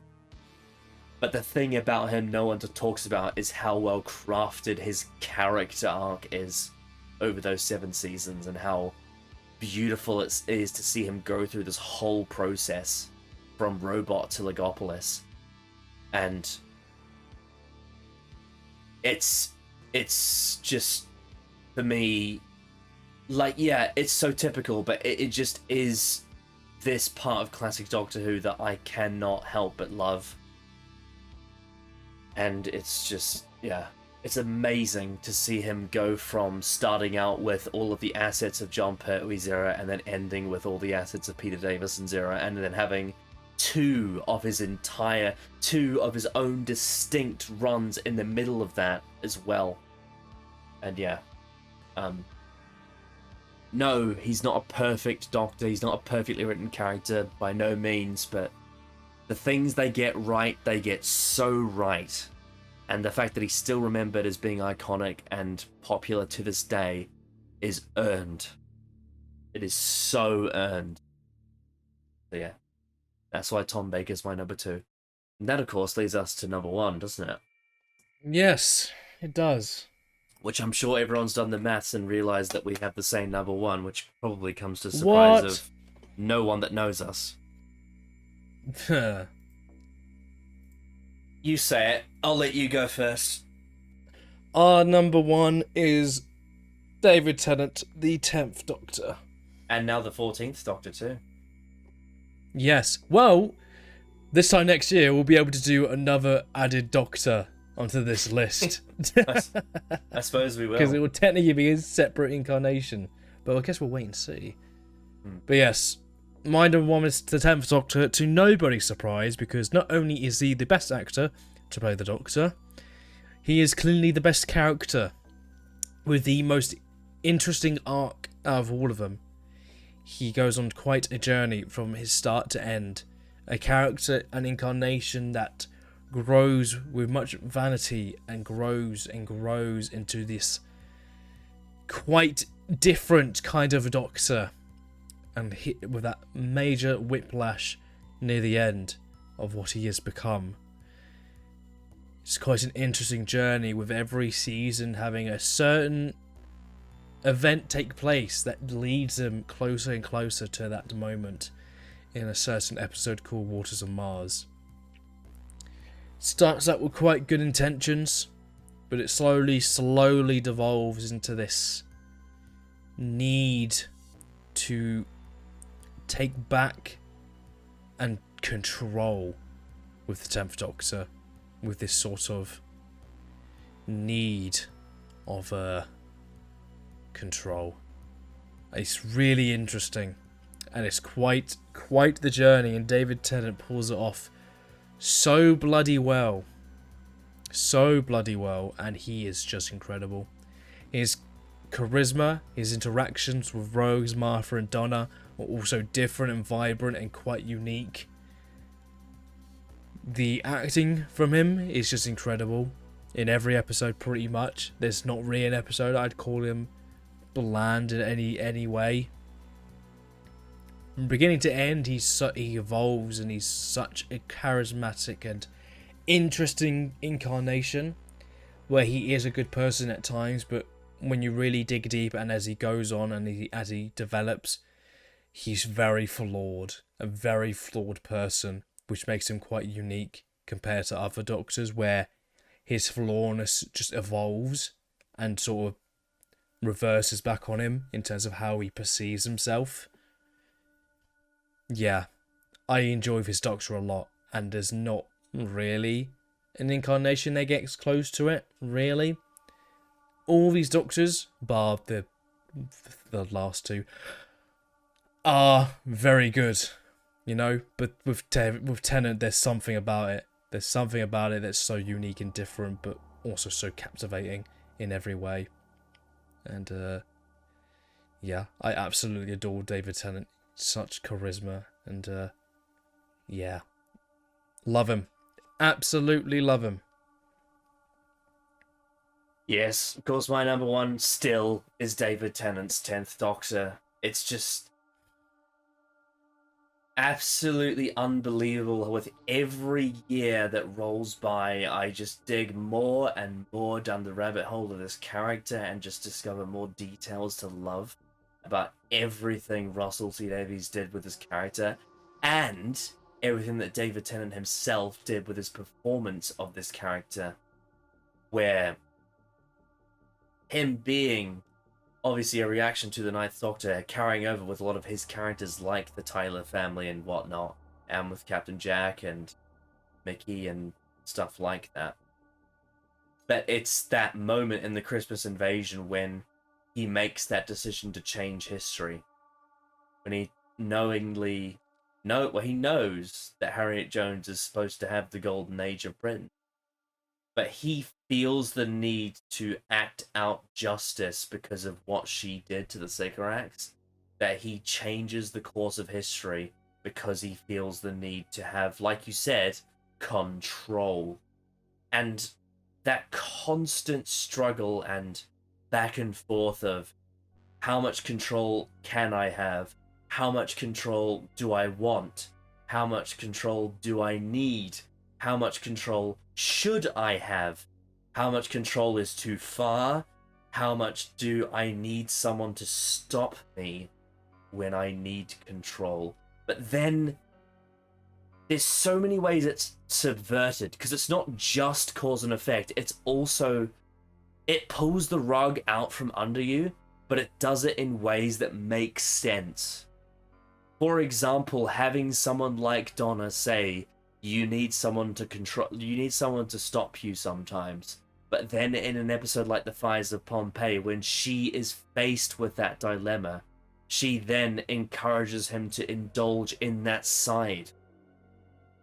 And it's so interesting because he has the best of intentions a lot of the time, but he can't act out those intentions despite being the last of the Time Lords, despite being the only Time Lord in the universe that has has a TARDIS, and because of his status of having that much power and not many other people in the universe really having power like that, it gives the kind of power to him that a sort of sandbox god would have.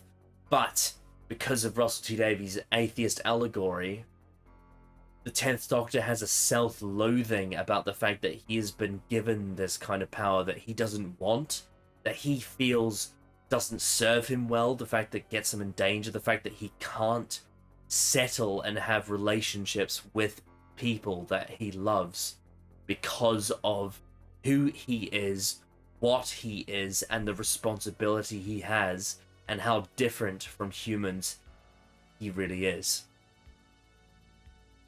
And how the decision to change history causes events like the Canary Wharf War with the Daleks and Cybermen, like how removing Harriet Jones from power allows the Master to become Prime Minister and enslave Martha's family and take over the entire Earth. And stuff like the Cult of Skaro and tying back to the Time War with Davros and whatnot, and things like Gridlock, for example, where in my favourite scene in the show, he confesses to Martha about Gallifrey at the end and his memories of it. And there's just so much there, his cynicism towards the religious views in Gridlock of all the people of New Earth, I should say, and how there's just so much character all over Tennant's Doctor, and because of the actor he is, he's able to portray all of it.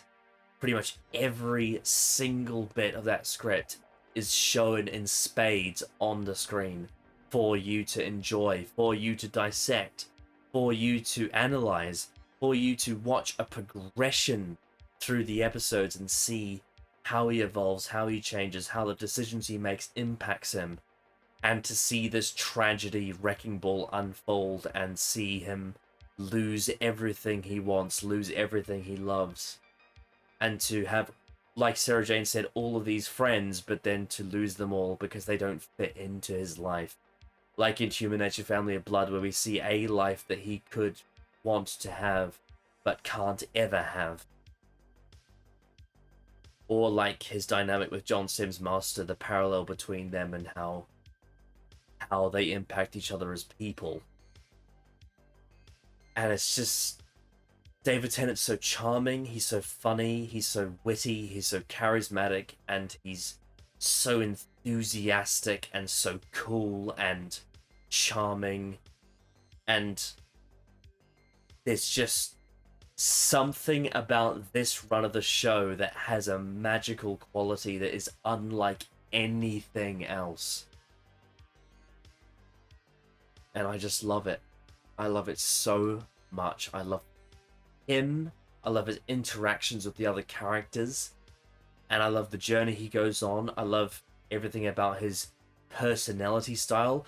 And also, there is a sort of a personal element of relatability to some of his struggles, despite the fact that he is an alien, in the sense of self-loathing of the egotistical meltdowns that he has, the fact that he hates the fact that he enjoys having that much control.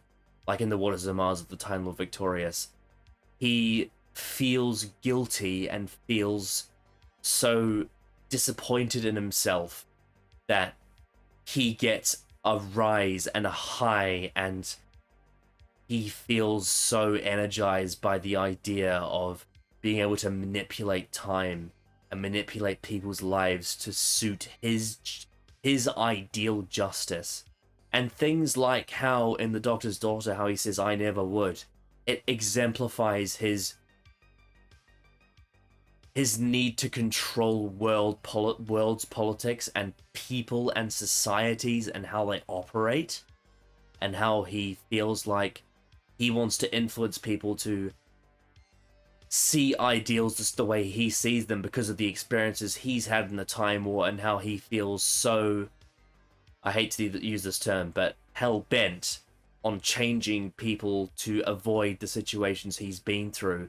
But he also has that atheist sensibility of, he doesn't want to be remembered as a deity. He doesn't want to be remembered as a Christ-like figure. He wants people to forget that because he doesn't want that idolization, that sort of zealotry, that dogma, that thing that would make his ego go into overdrive in the way that the Masters did.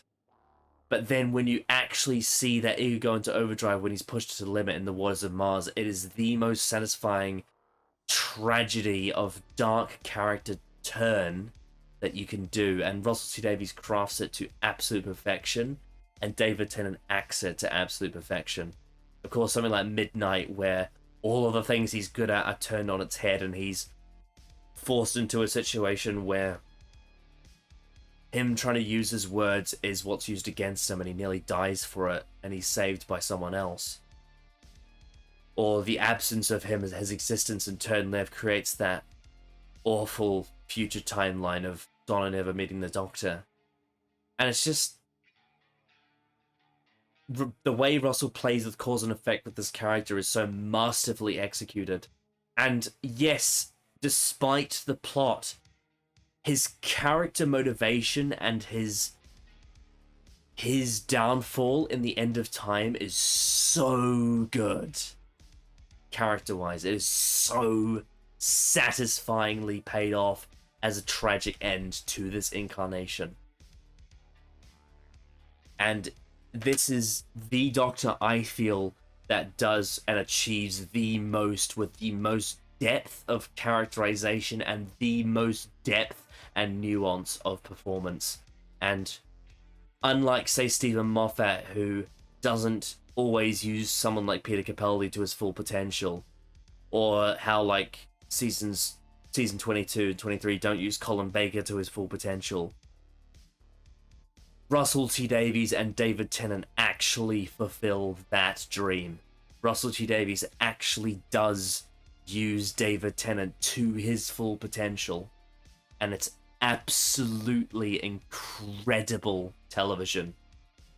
And that's pretty much why David Tennant has been my favorite Doctor ever since I laid eyes on Gridlock, and he probably always will be my favorite because of how much sentiment I have towards him and how much I personally connect with this character, because whilst it's so different, there are parts of it that reflect life experiences that I can identify with, and it's just incredibly powerful.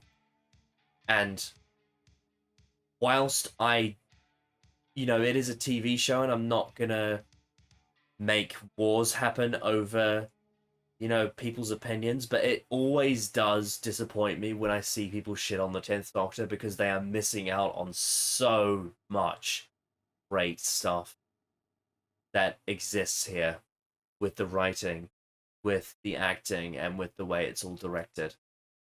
And of course, the way Murray Gold scores Tennant's era. It's just beautiful television, and I cannot wait to see Tennant play the 14th Doctor because of how great he was in his first run. And, not to forget, his era has some of the best stories in the entire show as well, like in terms of episodes. So, yeah. David Tennant is untouchable. And I'm sure you'd agree. Yes, I do agree. Absolutely. Mm-hmm. Oh no, but it's just cringe, sad melodrama, right? Oh yeah. He's just being arrogant and self-indulgent, and that's bad. That's bad. Yeah. Wow. Feels good to do this one. Day 25, ranking all the Doctors. Yep, all done. Done and dusted. Done. So yeah. Interesting. Any sort of thoughts on the lists we produced? No, I think they've all been very fun, interesting, and insightful. I'd say very, very cool ideas. I think we did this year. Yes, I think I'm really, really looking forward to seeing where Ncuti Gatwa lands when someday down the road I revisit this ranking idea with him and his era in mind, because there's a lot to live up to, but it's also Russell T Davies, and also Ncuti's a great actor, and I cannot wait to see what his Doctor is like and what he adds to all of this that we've just talked about. Yeah, absolutely. Yeah, man. Oh, exciting time. Yeah, exciting times ahead. Absolutely. I think probably the biggest shockers for people on my list would probably be how low Matt Smith was, if you're not aware of my opinions on that. How high Peter Davison has risen since the last time. And probably the fact that I put Eccleston at 3 and Tom Baker at 2. That's probably going to surprise people. Yeah. Right, for me, it's probably how low I put 12 and how high I put 5th, I guess. Maybe. Yeah, I mean, we're some of the we're two of the rare people that prefer the other Peter. Like we prefer the classic Peter over the new Peter. Yeah, absolutely. Which is kind of ironic because the classic Peter is young, whereas the new Peter is old. It's also interesting because with the Peters, because Peter Davison, out of all the classic Doctors, is probably the one that's the most like the New Who Doctors, and then Peter Capaldi, out of the New Who Doctors, is probably the one that's most like the classic Doctors. Yeah, probably. It's kind of weird how it works like that. Yeah. Yeah. Anyway, that's all for the Advent calendar for 2022. I hope you all enjoyed. Yes. I, fingers crossed, hoped I was able to get all those videos up because there's a lot of them. It'd be awkward if it weren't. Oh, it would be. But yeah, I hope you all enjoyed it. I hope you all have a great festive time. And when we come back in the new year, we are going to do sort of the first stuff that's going to be there for the new year is going to be stuff like the Pink Floyd Atom Heart Mother album reviews, Game of Thrones Season 5, and I think I may have something else down the pipeline as well that I can't remember. But yeah, all exciting stuff for 2023. Cannot wait for that. Cannot wait for that. Yeah, the Pink Floyd reviews for next year are going to be awesome, and then the Game of Thrones reviews for next year are going to be very, very interesting because of how much I'm going to be critical of it. Yeah. Yep. Oh, yes. Yeah. Anything else you want to add before we wrap up 2022 on the channel? I think everything that needs to be said has been said. Mm-hmm. Yes. We're a few months away from the 5th anniversary of when me and Jake released the Rose review in like March 2018. Crazy, 5 years. Crazy. Unbelievable. Well then, we'll see you all next time. Bye-bye. Bye.